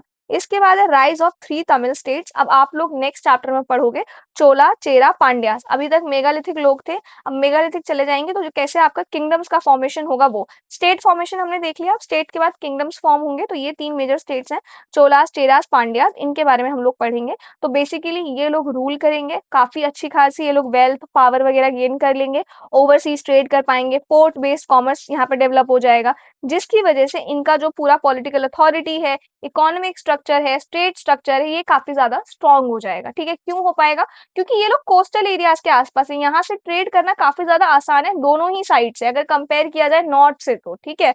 इसके बाद है आपका ओवरऑल सिग्निफिकेंस। तो बेसिकली स्टेट फॉर्मेशन जो हुआ था साउथ इंडिया में, उसकी वजह से एग्रीकल्चरल एक्सपेंशन हो पाया, आयरन की टेक्नोलॉजी काफी अच्छे से ये लोग इस्तेमाल कर पाए, ट्रेड नेटवर्क्स बढ़िया तरीके से बढ़ पाए, बल्कि रोमन एम्पायर के साथ भी हम लोग ट्रेड कर रहे हैं, religious and cultural contact establish हो पाया, रोमन कमर्शियल लिंक्स हमको देखने को मिले। तो बेसिकली साथ में ये सारे फैक्टर्स जो है ना ट्रांसफॉर्म करते हैं साउथ इंडिया को एक fully developed early historic civilisation में। तो हम लोगों ने अभी तक जो भी पढ़ा था इस चैप्टर से पहले, सारा कुछ नॉर्थ इंडिया के कॉन्टेक्स्ट में पढ़ा था, राइट? कि नॉर्थ इंडिया में कैसे चीजें हो रही हैं, कैसे किंगडम्स आ रहे हैं, ये वो। साउथ इंडिया में भले ही आपका लेट सब कुछ स्टार्ट हुआ, लेकिन अब आप लोग साउथ इंडिया के किंगडम्स के बारे में पढ़ोगे, और साउथ इंडिया काफी ज्यादा रिच हो जाएगा, क्योंकि कोस्टल एरिया है वो, राइट? वहां से ट्रेड करना काफी ज्यादा मतलब ईजी है, लोग बाहर से, रोमन एम्पायर से लोग आ रहे हैं यहाँ से चीजें खरीदने के लिए, ठीक है?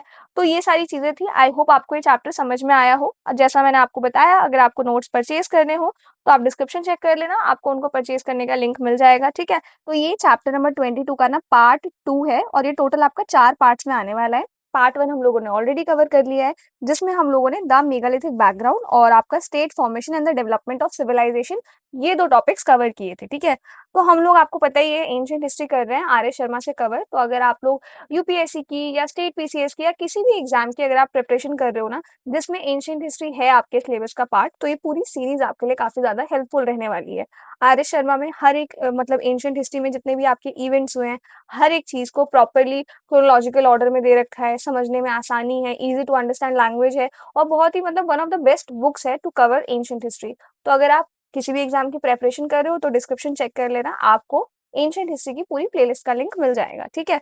तो बेसिकली हम लोगों ने अभी तक 21 चैप्टर्स तक कर लिया है कवर, और ये चैप्टर नंबर 22 है। इसमें हम लोग क्या समझ रहे हैं, तो हम लोगों ने ना अभी 21 चैप्टर्स में जो भी हम लोगों ने पढ़ा था, वो सारा कुछ हम लोगों ने नॉर्थ इंडिया के एस्पेक्ट में पढ़ा था, राइट? कि कैसे आपके किंग्स आए, किंगडम्स आए, इन्वेजन्स हुए, ये सब कुछ आपका जो हुआ वो नॉर्थ इंडिया में हुआ, लेकिन हम लोगों ने साउथ इंडिया के बारे में नहीं पढ़ा था, ठीक है? उतना साउथ इंडिया में अगर आप देखो नॉर्थ इंडिया के कंपैरिजन में ना, बहुत लेट आपके डेवलपमेंट स्टार्ट हुए, जो डेवलपमेंट हुए भी उसके बाद मतलब काफी लेट आपका साउथ इंडिया में ये किंग और किंगडम्स वाला सीन जो है वो स्टार्ट हुआ था। आज इस वीडियो में ना हम लोग जो कवर करने वाले हैं टॉपिक, वो कवर करने वाले 3 अर्ली किंगडम्स, ये टॉपिक कवर, ठीक है? तो बेसिकली इसमें हम लोग पढ़ेंगे कि साउथ इंडिया में जो आपके मतलब पहले अर्ली किंगडम्स जो फॉर्म हुए ना, उनके बारे में हम लोग पढ़ने वाले हैं आज, ठीक है? तो आई होप आप लोगों को समझ में आ रहा हो। बाकी कोई डाउट वगैरह हो तो प्लीज मुझे बताना कमेंट सेक्शन में, और अगर आपको जीएस के नोट्स वगैरह कुछ परचेज करने हो तो उनको परचेज करने का लिंक भी आपको डिस्क्रिप्शन में मिल जाएगा, चेक कर लेना, ठीक है?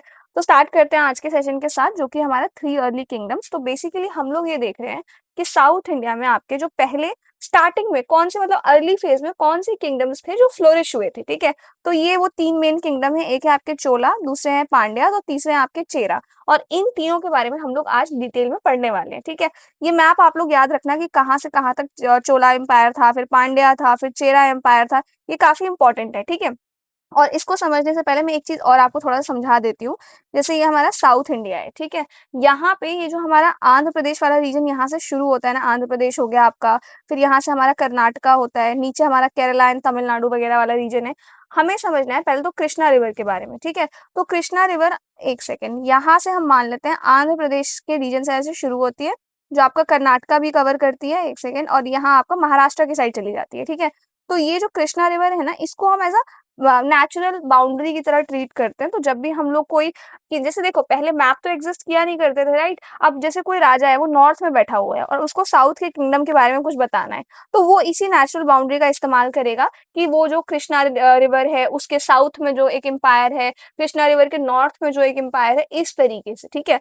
तो ये एक तरीके से नेचुरल आपकी बाउंड्री लाइन का काम करेगी और इसी के रेफरेंस में इन किंगडम्स के बारे में लिखा हुआ है कि कृष्णा रिवर के साउथ में ये किंगडम था, नॉर्थ में ये किंगडम था, चेला, चोरा, पांड्या, ये सब कुछ हम लोग पढ़ेंगे, ठीक है? तो ये ध्यान रखना है। तो स्टार्ट करते हैं फटाफट से। तो पहला टॉपिक है हमारे पास ज्योग्राफिकल डिवीजन। तो जो आपका सदर्न मोस्ट पार्ट है इंडिया का, मतलब हमारा जो पेनिनसुलर रीजन है, उसका जो साउथ ऑफ कृष्णा रिवर वाला जो एरिया है ना, वो 3 मेजर किंगडम्स में डिवाइडेड था, चोला भी, पांड्या भी और चेरा भी, ठीक है? ध्यान रखना ये चीज़। नाउ ये जो किंगडम्स है ना आपके, आपको पता है हिस्टोरिक पीरियड क्या होता है? मैंने आपको कल बताया था प्री हिस्ट्री और हिस्ट्री के बीच का क्या डिफरेंस है। नाउ ये वही कह रहा है कि ये तीनों जो किंगडम्स है ना, वो अर्ली हिस्टोरिक पीरियड में फ्लोरिश हुए थे। अर्ली हिस्टोरिक पीरियड यानी कि जब से साउथ इंडिया में रिटन रिकॉर्ड का सिस्टम स्टार्ट हुआ है, कॉइन्स, इंस्क्रिप्शन, ये सारी चीजें बेसिकली एक सेटलमेंट जब से शुरू होना स्टार्ट हुआ है ना, जब से ये पूरा रिटन मतलब लिखने का सिस्टम और ये सारी चीजें जब से आई है ना, तब से आपका ये जो चोला पांड्या चेरा है, मतलब अर्ली फेज में ये डेवलप हुए और इनको हम लोग जानते हैं संगम लिटरेचर की वजह से, फॉरेन अकाउंट्स की वजह से, आर्कियोलॉजिकल एविडेंस की वजह से, ठीक है? इन सभी को डिटेल में भी पढ़ेंगे हम लोग। तो सबसे पहले जो है वो हम बात करते हैं पांड्यास की, ठीक है? तो पहले तो अर्ली रेफरेंस और इनकी टेरिटरी कितनी बड़ी थी ये सब समझते हैं। तो पांड्यास का जो जिक्र है ना, पांड्या किंगडम का जो जिक्र है, इस राज्य का जो जिक्र है ना, वो हमें मेगास्थनीज के रिकॉर्ड में भी देखने को मिलता है। मेगास्थनीज कौन थे, अब तक आपको पता होना चाहिए कौन थे मेगास्थनीज? ग्रीक अम्बेसडर थे, राइट? तो सबसे पहले जो इनका मेंशन है ना, वो मेगास्थनीज ने ही किया हुआ है अपनी राइटिंग्स में, ठीक है? नाउ मेगास्थनीज के अकॉर्डिंग जो आपका पांड्या किंगडम है ना, ये फेमस था आपका पर्ल्स के लिए। और दूसरा ऐसी पॉसिबिलिटी है कि यहाँ पे ना मेट्रियार्कल सोसाइटी एग्जिस्ट करती थी, यानी कि यहाँ पे ना विमेन रूलर्स एग्जिस्ट किया करती थी, ठीक है? तो इससे हमें क्या हिंट मिलता है कि हो सकता है पांड्या सोसाइटी में ना पूरा आपका मेट्रियार्कल इन्फ्लुएंस जो है वो हो सकता है, इस वजह से विमेन रूलर्स जो है वहां पे रही हैं, ठीक है? साथ ही जो आपका पांड्या किंगडम है ना, उसने southern most and southern eastern parts of peninsula, ये एरिया जो है आपका ऑक्यूपाई कर रखा था। ये अगर आपको दिख रहा हो, ये पूरा आपका सदर्न मोस्ट और सदर्न ईस्टर्न इस तरफ है ना, तो इस वजह से ये वाला एरिया इसने मतलब जो मॉडर्न आपका मदुरई वाला रीजन है ना, वो रीजन पांड्या किंगडम के पास था, ठीक है? कैपिटल इसका मदुरई था और आज की डेट में modern district of Madurai, Ramanand, Tirunelveli, ये वो एरिया है जहाँ पे आपका पांड्या किंगडम एग्जिस्ट करता था, ठीक है? इसके बाद है आपका संगम लिटरेचर एंड प्रॉस्पेरिटी। देखो संगम का मतलब क्या होता है? संगम का मतलब होता है मिलना, ठीक है? तो बेसिकली मतलब संगम एज ना वो टाइम पीरियड है जब साउथ इंडिया में ना काफी सारा मतलब साउथ इंडिया में लिटरेचर काफी फ्लोरिश हुआ, सोसाइटी काफी फ्लोरिश हुई, इकोनॉमी, ट्रेड, ये सब कुछ काफी ज्यादा बूम कर रहा था। तो उस पीरियड को हम लोग कहते हैं संगम एज, ठीक है? तो ये जो टाइम पीरियड था ना, ये टाइम पीरियड पोएट्स के लिए, स्कॉलर्स के लिए मतलब काफी अच्छा टाइम पीरियड था। इस टाइम पीरियड में आपका लिटरेचर, कल्चर, सोशल नॉलेज, ये सारी चीजें काफी ज्यादा अपने पीक पे गई थी, ठीक है? और आपका तमिलनाडु वाला एरिया, केरला का कुछ हिस्सा, पौंडीचेरी का कुछ हिस्सा, ये सभी एरिया आपका इसी में आ जाते हैं संगम एज वाले उसमें, ठीक है? जब हम संगम एज का रेफरेंस देते हैं ना, तो मेनली हम लोग बताते हैं कि इस एरिया में ये सारे काम आपके हुए थे, ठीक है? तो काफी सारे पांड्या रूलर्स का जिक्र जो है वो हमको संगम लिटरेचर में देखने को मिलता है। तो हो सकता है काफी पोएट्स ने, काफी राइटर्स ने उन किंग्स के बारे में लिखा हो, कुछ ना कुछ अच्छाइयां लिखी हो, कुछ ना कुछ हम लोग लिखते हैं ना किसी किंग का रेफरेंस देते हैं, तो इस वजह से हमको संगम लिटरेचर में काफी पांड्या किंग्स का रेफरेंस मिलता है देखने को, ठीक है? देखो अब इनसे हमें ये तो पता चल गया है कि ये जो किंगडम था एग्जिस्ट करता था, और इन टेक्स्ट की वजह से हमको एक चीज और पता चली है कि पांड्या जो स्टेट था ना काफी रिच और प्रॉस्पेरस था, ठीक है। ट्रेड और एग्रीकल्चर काफी ज्यादा वेल डेवलप्ड थे, लेकिन जैसे हम लोगों ने मगध के बारे में पढ़ा था, क्या पढ़ा था कि वहां पे डिफरेंट डिफरेंट रूलर्स आए थे, ठीक है। अब नंदा डायनेस्टी थी, शुंगा डायनेस्टी थी, मौर्यन डायनेस्टी थी, सबने रूल किया है। अब हमने जब मौर्यन डायनेस्टी का एग्जाम्पल लिया तो कौन किंग थे अशोका से पहले, अशोका के बाद, उनसे पहले, ये सारी चीजें हैं। तो एक कंटिन्यूअस पॉलिटिकल हिस्ट्री है जो हम लोगों ने पढ़ी है, लेकिन यहाँ पे कोई आपको कंटिन्यूअस पॉलिटिकल हिस्ट्री देखने को नहीं मिलेगी। मतलब ऐसा नहीं है कि सारे किंग्स जो थे वो बहुत अच्छे थे या कुछ ही किंग्स अच्छे थे। कुछ कुछ किंग्स का रेफरेंस है, एक दो किंग्स का, कि उन्होंने बहुत एरिया कॉन्कर कर लिया था, लेकिन कोई कंटिन्यूअस पॉलिटिकल हिस्ट्री नहीं है, ठीक है। लेकिन इसके बावजूद ऐसा मतलब पूरा टेक्स्ट से जो भी हमको एविडेंस मिलते हैं वो ये मिलते हैं कि पांड्या स्टेट रिच था और ट्रेड और एग्रीकल्चर काफी ज्यादा वेल डेवलप था, ठीक है। इसके बाद इधर आ जाओ, trade and religion under the Pandyas. अब पांड्यास है ना काफी ज्यादा वेल्थ जो है अपनी गेन कर ली थी ट्रेड से रोमन एम्पायर के साथ। तो बेसिकली रोमन एम्पायर के साथ ये लोग ट्रेड करते थे, जिसके चलते इनका जो स्टेट था काफी ज्यादा फ्लोरिश कर रहा था। और जो आपके रोमन एम्पायर के जो ऐसे किंग्स होते थे ना, जैसे ऑगस्टस था, तो उनके कोर्ट में इन्होंने अपने एम्बेसडर्स भी भेजे थे, ठीक है। तो बेसिकली इससे हमको एक चीज समझ में आ गई कि पांड्या किंगडम का ना इंटरनेशनल डिप्लोमेसी भी काफी सही हद तक बना हुआ है, ठीक है। और इनकी सोसाइटी में ब्राह्मण्स का काफी स्ट्रॉन्ग इन्फ्लुएंस था। और इन्होंने जितने भी पांड्या किंग्स रहे हैं उन्होंने वैदिक सैक्रिफाइसेस भी अर्ली सेंचुरी एडी के आसपास परफॉर्म किए, ठीक है। तो बेसिकली साउथ इंडिया में भी आपका जो ब्राह्मणिकल ट्रेडिशन है ना, ये फॉर्मली स्टैब्लिश हो चुका है। तो ये था हमारा पांड्यास को लेके। आई होप आपको समझ में आया हो। भले ही कुछ लिमिटेड टाइम के लिए रूल किया है, भले ही कुछ ही लीडर्स ने रूल किया है, लेकिन उसके बावजूद ये जो स्टेट था काफी ज्यादा रिच था, ठीक है। इसके बाद यहाँ पे आपका चोलास। नाउ चोला, पहले तो टेरिटरी एंड अर्ली हिस्ट्री के बारे में समझते हैं। तो जो आपका चोला किंगडम है, led north east of Pandya territory. अब इधर आ जाओ जरा सा मैप पे। तो ये हमारे पांड्या टेरिटरी है और इनके नॉर्थ ईस्ट में हमारे पास चोला टेरिटरी है, ठीक है। नाउ इधर आओ। तो बेसिकली कहाँ पर है, north east of Pandya territory, Pandyas के नॉर्थ ईस्ट में लोकेटेड है ये आपका पेनार और वेलार रिवर जो है इनके बीच में है, ठीक है। अब बाद में ना इसी रीजन को जितना चोला ने एक्वायर कर रखा था ना, उन्हीं को चोला मंडलम या फिर कोरोमंडल कोस्ट भी कहते हैं, ठीक है ना। अब हमको जितना भी पता चला है ना चोलास के बारे में, वो मेनली आपके संगम टेक्स्ट से ही पता चला है, ठीक है। इसके बाद इधर आ जाओ, अर्ली चोला पावर। तो पॉलिटिकल सेंटर उरायूर था, उरायूर उनका कैपिटल था और मेजर इनका पावर का सेंटर था। ये कॉटन ट्रेड के लिए काफी ज्यादा फेमस था ये एरिया। अराउंड आपका मिड सेकंड सेंचुरी बीसी में एक चोला किंग थे इलारा, उन्होंने श्रीलंका कॉन्कर कर लिया था और उन्होंने ऑलमोस्ट आपका 50 इयर्स तक रूल भी किया था, ठीक है। और चोलास के पास ना नेवल प्लस जो आपकी मिलिट्री कैपेबिलिटी होती है ना, ये काफी स्ट्रॉन्ग थी, ठीक है। ना इसका इधर आ जाओ आप, king Karikala the greatest Chola ruler. अब यहाँ से ना गोल्डन फेज शुरू होता है चोलास का, ठीक है। तो बेसिकली यहाँ आप देखोगे सेकंड सेंचुरी एडी के आसपास ये आते हैं करिकाला किंग, ठीक है। ये काफी ज्यादा स्ट्रॉन्ग थे। इनके जो मेजर अचीवमेंट्स हैं वो ये हैं, इन्होंने फाउंडेड पुहार, जो कावेरी पट्टनम नाम से भी जाना जाता है, इसको चोला का कैपिटल बनाया। कंस्ट्रक्ट किया 160 kilometre long embankments along the Kaveri river के किनारे पे 160 मीटर के 160 किलोमीटर्स के एम्बैंकमेंट्स आपके बनवाए गए। और ये जो था ये काम आपके 12,000 श्रीलंकन स्लेव से ये काम कराया गया था। और इसकी वजह से ना स्टेट लेवल में इरिगेशन, आपका लेबर कंट्रोल, ये काफी अच्छा इनका बना हुआ था, ठीक है। और डेवलप किया इन्होंने इरिगेशन एंड एग्रीकल्चर। तो ये इनके कुछ मेजर अचीवमेंट्स है। साथ ही जो पुहार था इनके एरिया में, वो मेजर पोर्ट सिटी था। यहाँ पे जब हमने एग्जैक्टिवेट किया तो हमको यहाँ पे लार्ज डॉकयार्ड्स देखने को मिले हैं। और चोलास की जो मेन वेल्थ थी ना, वो उनके कॉटन के ट्रेड की वजह से होती थी, ठीक है। तो उसका भी हमको एविडेंस यहाँ पे देखने को मिला है कि ओवरसीज तक ये लोग कॉटन को काफी ट्रेड करते थे।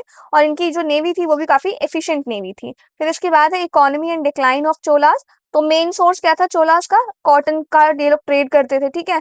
और इन्होंने स्ट्रॉन्ग नेवी अपनी मेंटेन कर रखी थी। लेकिन करिकेला के जाने के बाद ना इनकी जो पावर है ना वो रैपिडली डिक्लाइन हो गई, ठीक है। कावेरी पट्टनम ये जो एरिया है इसको डिस्ट्रॉय कर दिया गया, चेराज और पांड्याज ने अपना एरिया एक्सपैंड कर लिया। तो बेसिकली अगर आप देखो इन तीनों राज्यों को ना, यहाँ पे, यहाँ पांड्याज हैं, यहाँ चोलाज हैं, यहाँ चेराज हैं। और जब यहाँ के जो स्ट्रॉन्ग किंग थे करिकाला, वो जब चले गए, उसके बाद इन लोगों ने भी अपना एरिया एक्सपैंड करने का सोचा। तो इस वजह ये भी एक रीजन है जिसकी वजह से चोला किंगडम जो है आपका डिक्लाइन हो गया, ठीक है। उसके बाद Pallavas attack from the north, और नॉर्थ में जो पल्लवा डायनेस्टी थी उन्होंने भी अटैक कर दिया था। तो फोर्थ सेंचुरी से 9th सेंचुरी एडीज तक जो चोलास थे उन्होंने काफी माइनर रोल प्ले किया है हिस्ट्री में, क्योंकि ये उनका डिक्लाइन का टाइम पीरियड था, यहाँ से वो डिक्लाइन होने लग गए थे, ठीक है। तो बेसिकली हमने कौन कौन से किंगडम्स कवर कर लिए हम लोगों ने, पांड्यास पढ़ लिया, चोला पढ़ लिया। अब नेक्स्ट है क्या, चेरास। अब इनके बारे में समझते हैं। चेरास आपने देख लिया मैप में। अब चेरास ये कहाँ पे थे, केरला में थे। टेरिटरी और इंपॉर्टेंट समझते हैं, तो चेरा किंगडम जो था वो आपका west and north of Pandya territory, तो पांड्या टेरिटरी के वेस्ट एंड नॉर्थ में थे। पांड्या टेरिटरी इधर है आपका और इधर आपके चेराज है, इनके नॉर्थ और वेस्ट वाले एरिया में, ठीक है। चेरास पांड्यास के नॉर्थ एंड वेस्ट वाले एरिया में, ये चीजें ना ध्यान रखना क्योंकि ये ऐसे क्वेश्चन है एक दो बार बन जाते हैं एग्जाम में, ठीक है। नाउ इन्होंने क्या कर रखा था, coastal strip between Arabian sea and western Ghat, तो सी और वेस्टर्न घाट के बीच में ना एक नैरो स्ट्रिप बना रखा था इन्होंने, और आज का जो हमारा केरला एंड तमिलनाडु वाला पार्ट है ना, वहां ये लोग रूल किया करते थे, ठीक है। Now during early century AD, मतलब अर्ली क्रिश्चियन एरा में, जो चेरास थे आपके, वो काफी आपके रोमन ट्रेड पे डिपेंड किया करते थे, और चेरास भी इक्वली पावरफुल थे जैसे चोलास एंड पांड्यास थे, ठीक है। इसके बाद इधर आ जाओ रोमन कनेक्शन, तो जैसा मैंने आपको बताया कि रोमन्स के साथ ये लोग ट्रेड करते थे, तो ट्रेड हो पाए इस वजह से रोमन्स ने ना 2 रेजिमेंट्स अपने सेटअप किए थे मुजिरस में, यहाँ पे चोलास ने ना अपने पोर्ट बना रखे थे, तो वहां पे इन्होंने 2 अपने सेटलमेंट बना लिए थे रोमन्स ने, ताकि ये लोग अपना ट्रेड वगैरह प्रोटेक्ट कर सके और प्रॉपर चेरास का डायरेक्ट कनेक्शन हो, ठीक है। तो इसी वजह से बनवाया था, to protect Roman trade interest, और दूसरा temple of Augustus was also built there, तो ऑगस्टस का टेम्पल भी यहाँ पे बनवाया गया था, ठीक है। इसके बाद इधर आ जाओ यहाँ पे पॉलिटिकल स्ट्रगल्स ऑफ चेरास। अब चेरास के पॉलिटिकल स्ट्रगल्स क्या थे, तो चेरास के ना कंटिन्यूस आपके वॉर होते थे चोलास और पांड्यास के साथ, ठीक है। नाउ चेरास ने जो चोलास के किंग थे करिकला, उनके फादर को मार दिया था, और वो खुद भी मारे गए थे। टेम्पररी अलायंसेस भी इन्होंने बनाए थे मैरिजेस के थ्रू। लेटर जाके आपके चेरास और पांड्यास जो थे वो चोलास के अगेंस्ट आ गए थे, तो ये दोनों मिल गए थे चोलास के अगेंस्ट, ये लोग वॉर करने लग गए थे। चोलास ने इनको डिफीट कर दिया। अच्छा, एक ना एक इंसिडेंट हुआ था, वो ये हुआ था कि जो चेरा किंग थे ना, उनको उनके ऊपर ना पीछे से हमला हो गया था, ठीक है। तो उनकी सेल्फ रिस्पेक्ट पे बात आ गई थी, इस वजह से उन्होंने सुसाइड भी कर लिया था आउट ऑफ शेम, ठीक है। तो ये एक मेजर इंसिडेंट था जो हुआ था। तो अब अगर आप देखो तो चेरास भी अब पावर में नहीं है, ठीक है। इसके बाद इधर आ जाए यहाँ पे Senguttuvan, the famous Chera king, इनको ना रेड और गुड चेहरा भी कहा जाता है। इन्होंने राइवल्स को अपने डिफीट किया और अपने कजन को अपने थ्रोन पे बिठाया था, और ऐसा माना जाता है कि इन्होंने नॉर्थ इंडिया तक एक्सपेंशन किया था, इन्वेड किया था नॉर्थ इंडिया को भी, गंगा रिवर तक इन्होंने अपना जो एम्पायर है वो स्टैब्लिश कर लिया था, बट ये जो स्टेटमेंट है थोड़ी सी एग्जैजरेटेड मानी जाती है, ठीक है। After the second century AD Chera power decline हो गई, डिसअपियर हो गई थी पूरी तरीके से 8th सेंचुरी एडी तक, ठीक है। तो सेकेंड सेंचुरी तक आपके देखो डिक्लाइन हो चुका है चेरास का भी। तो हम लोगों ने अभी क्या पढ़ा, पांड्यास के बारे में पढ़ लिया, चोलास के बारे में पढ़ लिया एंड चेरास के बारे में पढ़ लिया। अब इन तीनों ही किंगडम्स के कुछ कॉमन फीचर्स रहे होंगे वो डिस्कस करते हैं। सबसे पहले तो कंटिन्यूअस वॉर, तो आपस में इन तीनों का कंटिन्यूअस वॉर रहता था एक्सपेंशन को लेके, और ये वॉर इनकी श्रीलंका तक भी रहती थी, ठीक है। तो इस वॉर की वजह से इनकी जो पॉलिटी है वो काफी ज्यादा वीक हो गई। इंस्टेड ऑफ दिस, अगर इन तीनों ने एक स्ट्रॉन्ग अलायंस बनाया होता ना, तो ये लोग काफी मतलब काफी टाइम तक ये लोग टिक सकते थे, बट ऐसा हुआ नहीं, आपस में ही लड़ते रहते थे। इसके बाद है नेचुरल रिसोर्सेज एंड ट्रेड, तो इन कंटिन्यूअस वॉर के बाद भी आप देखोगे ये जो किंगडम्स थे ना, ये काफी ज्यादा प्रॉस्पेरस थे। क्यों प्रॉस्पेरस थे, क्योंकि यहाँ पर स्पाइसेस थे, और स्पाइसेस का ट्रेड करते थे ये लोग रोमन्स के साथ, और रोमन्स में मतलब वेस्ट में बहुत ज्यादा डिमांड थी स्पाइसेस की, इस वजह से एलिफेंट्स एंड आइवरी थे इनके पास, पर्ल्स थे सी से, क्योंकि कोस्ट के पास है ये सारे एरियाज, तो सी से इन लोगों को पर्ल्स मिल जाते थे। प्रेशियस स्टोन्स थे जो माइन से इनको मिल जाते थे, कॉटन, मसलिन एंड सिल्क के टेक्सटाइल्स थे। और तमिल पोएम्स ने ना कॉटन को ना ऐसे डिस्क्राइब कर रखा है, as thin as snake skin, silk with complex design. Cotton जो क्लॉथ है ना वो स्नेक की स्किन जितना पतला है, ये कहने का मतलब है, ठीक है। तो ये थे नेचुरल रिसोर्सेज की वजह से और ट्रेड की वजह से इनका जो एम्पायर था ना वो कंटिन्यूअस वॉर के बावजूद भी इतने लंबे टाइम तक सस्टेन कर पाया था, ठीक है। फिर इंटरनेशनल ट्रेड लिंक्स, तो ये लोग ट्रेड भी करते थे इजिप्ट के साथ, अरेबिया के साथ, मलय आर्कीपेलागो के साथ, चाइना के साथ। नाउ अब इस ट्रेड की वजह से ना जो आपके ग्रीक लैंग्वेज में जैसे राइस, जिंजर, सिनेमन, ये जो वर्ड्स है ना, ये वर्ड्स आपके तमिल से ही ओरिजिन हुए हैं, ठीक है, जो ग्रीक लैंग्वेज में यूज होते हैं। तो ये क्यों हो पाया है, ट्रेड की वजह से, क्योंकि ज्यादातर ये लोग तमिल्स के साथ ट्रेड करते थे। इसके बाद है आपका रोमन ट्रेड एंड डिक्लाइन, तो ट्रेड ना आपका काफी ज्यादा एक्सपैंड हो गया था जब इजिप्ट आपका रोमन एम्पायर के अंडर आ गया था, ठीक है। तो रोमन एम्पायर के अंडर जब से इजिप्ट आया तब से इनका ट्रेड काफी ज्यादा होने लग गया था। और फर्स्ट सेंचुरी एडी के आसपास आते आते मॉनसून विंड्स, इसकी भी डिस्कवरी हो गई है। मॉनसून विंड्स क्या होते हैं, मॉनसून विंड्स आपके वो सीजनल विंड्स होते हैं जो एक डायरेक्शन से दूसरे डायरेक्शन में बारिश के सीजन में आपके चलते हैं, ठीक है। तो इससे हम लोग ना पता लगा सकते हैं कि वेदर कैसा रहेगा अब, क्योंकि हमें सी के थ्रू ट्रैवल करना है। तो इन सारी चीजों की डिस्कवरी हो गई थी, और इस डिस्कवरी के बाद लोगों ने ना प्लान करने लग गए थे कि अच्छा इस सीजन से इस सीजन तक हम लोग नहीं जा सकते हैं ट्रेड करने के लिए, इस सीजन से इस सीजन में ज्यादा सूटेबल है ट्रेड करना, ठीक है, इस तरीके से। तो ये जो था ट्रेड आपका ऑलमोस्ट आपका 250 साल तक कंटिन्यू रहा था, और जितने टाइम इन लोगों लोगों ने रोमन एम्पायर के साथ ट्रेड किया है ना साउथ ने, उतना ही मतलब उतने टाइम तक ये बहुत ज़्यादा अमीर रहे हैं, प्रॉस्पेरस रहे हैं, बहुत अच्छा इनका सब कुछ चलता रहा है। लेकिन जैसे ही रोमन्स के साथ ट्रेड डिक्लाइन हो गया है ना, ये जो किंगडम्स हैं, ये भी आपके डिक्लाइन होने लग गए, डिके होने लग गए हैं बेसिकली, ठीक है? क्योंकि अब इनके पास रिसोर्सेज़ तो हैं, स्पाइसेस वगैरह तो हैं, लेकिन वो जाएँगे क्योंकि इस टाइम तक अब पैसे भी काफ़ी इम्पोर्टेंट हो गए हैं, तो वो कैसे आएँगी चीज़ें, ठीक है? तो इस वजह से ये होने लग गया था, जैसे ही रोमन्स के साथ आपका ट्रेड डिक्लाइन हुआ ना, वैसे ही ये जो एम्पायर है, ये डिके होने लग गए, ठीक है? तो ओवरऑल सिग्निफिकेंस अगर आप देखो, चोलास, पांड्यास एंड चेरास ये आपके फर्स्ट ऑर्गेनाइज्ड स्टेट थे साउथ इंडिया के, ठीक है? आपको पता है इससे पहले क्या कल्चर था साउथ इंडिया का, ये हमने डिस्कस किया था लास्ट वीडियो में। ये फ्लोरिश क्यों हुए थे? एग्रीकल्चर की वजह से, नेचुरल रिसोर्सेज की वजह से और ओवरसीज ट्रेड की वजह से। तो यही 3 रीजन है जिसकी वजह से ये तीनों किंगडम्स इतने ज्यादा फ्लोरिश हुए थे, ठीक है? नाउ अब इनका जो डिक्लाइन है ना, ये शो करता है एक strong link between trade and political power. तो अगर आपको अपनी सत्ता बना के रखनी है, अगर आपको अपना राज्य चलाना है, तो अब वो टाइम आ चुका है जिस टाइम में आपको अपने ट्रेड पर भी फोकस करना पड़ेगा। अगर आपका ट्रेड डिक्लाइन होगा तो काफी हद तक चांसेस है कि आपका एम्पायर भी डिक्लाइन हो जाएगा, ठीक है? तो इससे हमें ये सीख मिलती है। तो बेसिकली अगर आप देखो एक बार दोबारा से जरा मैप की तरफ चलते हैं, ये 3 एम्पायर है जो हम लोगों ने डिस्कस किए हैं। सबसे पहले हम लोगों ने पांड्यास के बारे में डिस्कस किया जिनका कैपिटल क्या था? मदुरई था। फिर चोलास के बारे में हमने डिस्कस किया जिनका कैपिटल पहले उरायूर था। फिर हमने चेरास के बारे में डिस्कस किया, ठीक है? आपस में ही लड़ने की वजह से ये लोग उतने टाइम तक रूल नहीं कर पाए, लेकिन साउथ इंडिया में जो अर्ली किंगडम्स है, अर्ली जो स्टेट का फॉर्मेशन है, वो यही 3 है, ये ध्यान रखना, ठीक है? क्योंकि एग्जाम में ना ऐसे 1 मार्क्स क्वेश्चन बन जाते हैं, तो आपको पता होने चाहिए ये, ठीक है? इसके बाद हम लोग करने वाले हैं नेक्स्ट टॉपिक कवर, जो कि है हमारा the purse and the sword. इसको हम लोग करेंगे नेक्स्ट वीडियो में कवर, ठीक है? आई होप आज का सेशन आप लोगों को समझ में आया हो। हमने लास्ट वीडियो में मेगालिथिक लोगों के बारे में डिस्कस किया था। तो जैसे हम लोगों ने साउथ इंडिया की पूरी हिस्ट्री पढ़नी शुरू की है, स्क्रैच से पढ़ना शुरू किया है, ठीक है? पहले मतलब स्टेट फॉर्मेशन से पहले कोई राजा, कोई ऐसा सिस्टम एग्जिस्ट नहीं करता था जब साउथ इंडिया में। उससे पहले मेगालिथिक लोग रहते थे। मेगालिथिक लोग कौन है? जो पहाड़ों वगैरह पे रहते हैं, जिनका खेती-बाड़ी से उतना लेना-देना नहीं है, नॉर्मल हंटिंग, फिशिंग वगैरह करके अपना गुज़ारा कर रहे हैं। फिर धीरे-धीरे ट्रांजिशन आया और वो लोग पहाड़ों से थोड़ा नीचे आए, फर्टाइल लैंड्स के पास रहने लग गए। उसके बाद आयरन टेक्नोलॉजीज़ का थोड़ा अच्छे से इस्तेमाल करना सीखा इन्होंने। खेती-बाड़ी करनी शुरू की। खेती-बाड़ी कर रहे हो यानी कि आपको एक जगह रहना पड़ेगा। एक जगह अब आप रह रहे हो, तो ऐसे करके पूरी एक सिविलाइजेशन बनेगी। सिविलाइजेशन बनेगी तो स्टेट का फॉर्मेशन होगा। स्टेट का फॉर्मेशन होगा तो अल्टीमेटली किंग, किंगडम ये सारे जो चीजें हैं वो आने लग जाएंगी, ठीक है? तो वही हुआ। अर्ली स्टेट आपके कौन से फॉर्म हुए? जो 3 हमने आज डिस्कस किए, ठीक है? तो ये था पूरा आपका सिनेरियो। आई होप आपको समझ में आया हो। तो बेसिकली ये चैप्टर नंबर 22 का ना पार्ट 3 है हमारा। इससे पहले 2 पार्ट्स हम लोग ऑलरेडी कवर कर चुके हैं और ये चैप्टर टोटल आपका 4 पार्ट्स में रहने वाला है, ठीक है? तो इस चैप्टर में हम लोग पढ़ क्या रहे हैं? इस चैप्टर में हम लोग साउथ इंडिया की जो हिस्ट्री है ना, उसको हम लोग समझ रहे हैं, राइट? तो साउथ इंडिया में कैसे आपका मतलब पूरा स्टेट का फॉर्मेशन हुआ, कैसे आपके राजा, किंग्स, किंगडम्स ये सारी चीजें आई, ये सब समझ रहे हैं हम लोग, ठीक है? तो बेसिकली हम लोग एंशिएंट हिस्ट्री कवर कर रहे हैं आर एस शर्मा से। अगर आपने इन केस नहीं देखा है तो डिस्क्रिप्शन चेक कर लेना, आपको आर एस शर्मा की प्लेलिस्ट का लिंक मिल जाएगा, ठीक है? कोई डाउट हो तो बताना मुझे कमेंट सेक्शन में। और स्टार्ट करते हैं आज के सेशन के साथ, ठीक है? तो हम लोगों ने ना पार्ट 1 में मेगालिथिक बैकग्राउंड के बारे में समझा था, कैसे जो आपका साउथ इंडिया है उधर नॉर्थ इंडिया के कंपैरिजन में थोड़े लेट डेवलपमेंट स्टार्ट हुए थे, ठीक है? तो यहाँ पे मतलब नॉर्थ इंडिया में आपके राजा, प्रजा, किंग्स, किंगडम ये सिस्टम एग्जिस्ट कर रहा है, लेकिन वो चीजें अभी साउथ तक नहीं पहुंची हैं, ठीक है? नाउ साउथ इंडिया का ना कोई इंडिजीनियस अपना कोई ऐसा किंगडम एग्जिस्ट नहीं करता है, लेकिन नॉर्थ के जो राजा रहे जैसे अशोका रहा है, ठीक है?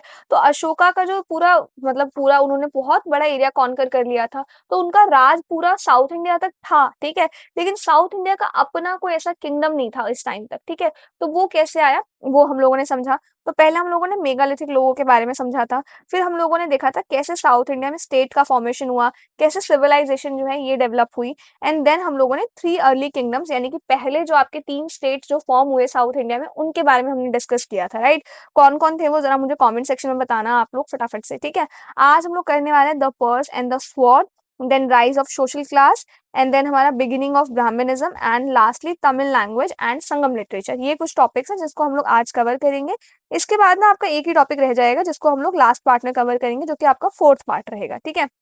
तो स्टार्ट करते हैं आज के सेशन के साथ, जो कि है the purse and the sword, जिसमें द पर्स का मतलब होता है आपका कि किंग के पास कितने पैसे हैं, जो स्टेट का रेवेन्यू है ना, इनकम सोर्सेज बेसिकली वो कितना है, ठीक है?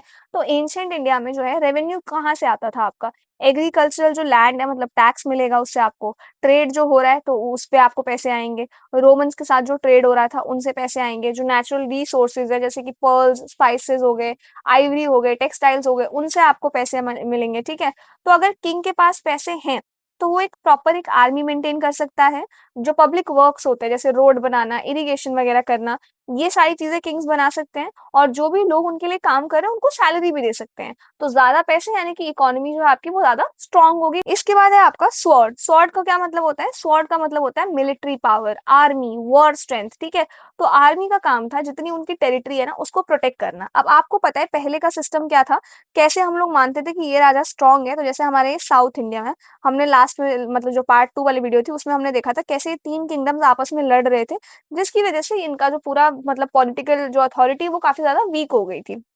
तो पहले किंग ना ऐसे ही माना जाता था जिसने जितना एरिया एक्सपैंड कर लिया है तो जैसे इसको चाहिए कि मुझे ये एरिया ही मिल जाए, अच्छा ये मिल गया तो इसके बाद भी ये शांत नहीं बैठेंगे, अब मुझे ये भी चाहिए, ये मिल गया तो इसके बाद मुझे ये भी चाहिए, तो इस तरीके से ये एक्सपेंशन जो है वो होता चला जाएगा। तो हर राजा को एक खतरा था ही कि मेरा मतलब मेरे राज्य पे कोई और हमला ना कर दे, ठीक है? जिस चीज से बचने के लिए उनको एक स्ट्रॉन्ग आर्मी अपने पास मेंटेन करके रखनी होती थी, ठीक है? अब आर्मी का काम था ये कि टेरिटरी को प्रोटेक्ट करे, दुश्मनों से लड़े, जो भी लोग हैं आपस में जो रिबेल्स वगैरह हो रहे हैं उनके स्टेट के अंदर उस चीज को रोका जा सके, ठीक है? तो ये सारी चीजें तो बेसिकली स्वॉर्ड अगर आपका स्ट्रांग है तो आपका स्टेट जो है काफी ज्यादा सिक्योर है, किंग जो है वो काफी ज्यादा पावरफुल है, ठीक है? तो अगर मुझे किसी भी किंगडम को किसी भी राज्य को अगर मुझे जज करना है ना, तो मैं इन्हीं दो पैरामीटर्स के बेसिस पे जज करूंगी, पर्स एंड स्वॉर्ड यानी कि उसकी मतलब पैसे कितने हैं उनके पास रेवेन्यू, और दूसरा स्वॉर्ड यानी कि आर्मी की स्ट्रेंथ कितनी है, ठीक है? तो ये 2 चीज़ें हैं जिससे हम लोगों को किसी भी राज्य का ना मतलब पूरा उनका वो पता चलता है कि कितना पावरफुल वो राज्य है, ठीक है? तो ये चीज़ है। अब आ जाओ इधर फर्स्ट टॉपिक क्या है? Meaning of the purse and the sword. तो पर्स किस चीज़ को रेफर करता है? सोर्स ऑफ रॉयल रेवेन्यू, क्या सोर्सेज़ है, पैसे जो हैं आ रहे हैं, कहाँ से आ रहे हैं? और स्वॉर्ड आपका रेफर करता है मिलिट्री पावर एंड आर्मी को, ठीक है? Together they form the foundation of the early south Indian state. तो अगर ये दोनों मिल गए हैं, तो पहले जो साउथ इंडियन स्टेट है ना, उसका जो फाउंडेशन रखा है वो इन दोनों चीज़ों ने मिला के रखा है। तो अगर आपका पर्स एंड स्वॉर्ड दोनों काफ़ी ज़्यादा स्ट्रॉन्ग है, यानी कि आपका जो राज्य है काफ़ी स्ट्रॉन्ग है, ठीक है? नाउ अब पहले बात करते हैं the purse sources of royal revenue की। वैसे हम लोगों ने ना जब पार्ट 2 डिस्कस किया था, हमने वहाँ भी डिस्कस किया था कैसे उनका ट्रेड स्ट्रॉन्ग था। तो ट्रेड लाइक उनका one of the best positive point जिसको कहेंगे वो था चेरास का भी, चोलास का भी एंड पांड्यास का भी, ठीक है? तो उनका काफ़ी स्ट्रॉन्ग आपका ट्रेड था, इस वजह से वो जो एम्पायर थे कंटिन्यूअस वॉर के बाद भी इतने लंबे टाइम तक सस्टेन कर पाए थे, ठीक है? तो यहाँ वही डिस्कस करें कि क्या है सोर्सेज ऑफ रॉयल रेवेन्यू, कहाँ से पैसे आते हैं? तो सबसे पहला है trade as a major source of revenue. तो आपको पता है ट्रेड से जो उनका मतलब मेन सोर्स जो मेजर सोर्स है ना, जहां से पैसे आ रहे हैं बहुत स्ट्रॉन्ग तरीके से, वो ट्रेड है। स्पेशली जब से रोमन्स के साथ ट्रेड इनका बढ़ने लग गया था तब से, ठीक है? तो ट्रेड ने काफी इंपॉर्टेंट रोल प्ले किया था रॉयल इकोनॉमी में। दोनों तरीके से ट्रेड होते थे, लोकल ट्रेड भी होते थे यानी कि आपस में भी हो रहे हैं, नॉर्थ इंडिया के किसी राजा के साथ हो रहे हैं, और लॉन्ग डिस्टेंस ट्रेड भी हो रहे हैं, ठीक है? और इन दोनों ही ट्रेड्स पे आपके टैक्स लगता था, तो वो टैक्स आपका मतलब रॉयल्स के पास चला गया, किंग का पैसा है वो एक तरीके से, ठीक है? तो इसके थ्रू किंग्स ने अर्न किए थे, जैसे कस्टम ड्यूटी हो गया, ट्रांजिट टैक्सेस हो गए, जैसे आज होता है ना, जैसे आज जो टैक्सेस लगते हैं अगर आपको गुड्स या सर्विसेज इधर से उधर, उधर से इधर भेजनी है, इस तरीके से, तो ठीक है? जो आपका पुहार था, यहाँ पे कस्टम ऑफिसर्स को अपॉइंट किया गया था जो कि आपके ट्रेड को काफी क्लोजली मॉनिटर करते थे। मर्चेंट काफी ज्यादा टैक्सेस पे करते थे गुड्स पे, जो भी आपके मतलब एंटर हो रहे हैं, यानी कि जो भी उन्होंने मंगवाए हैं, साथ ही जो भी वो लोग एक्सपोर्ट कर रहे हैं, ठीक है? तो उन दोनों तरीके की चीजों पे उनको टैक्स लगता था और उनको टैक्स देना पड़ता था। तो एक जो पर्स का एक जो हमारे पास हो गया है रेवेन्यू का सोर्स, वो क्या हो गया है हमारे पास? ट्रेड, ध्यान रखना, ठीक है?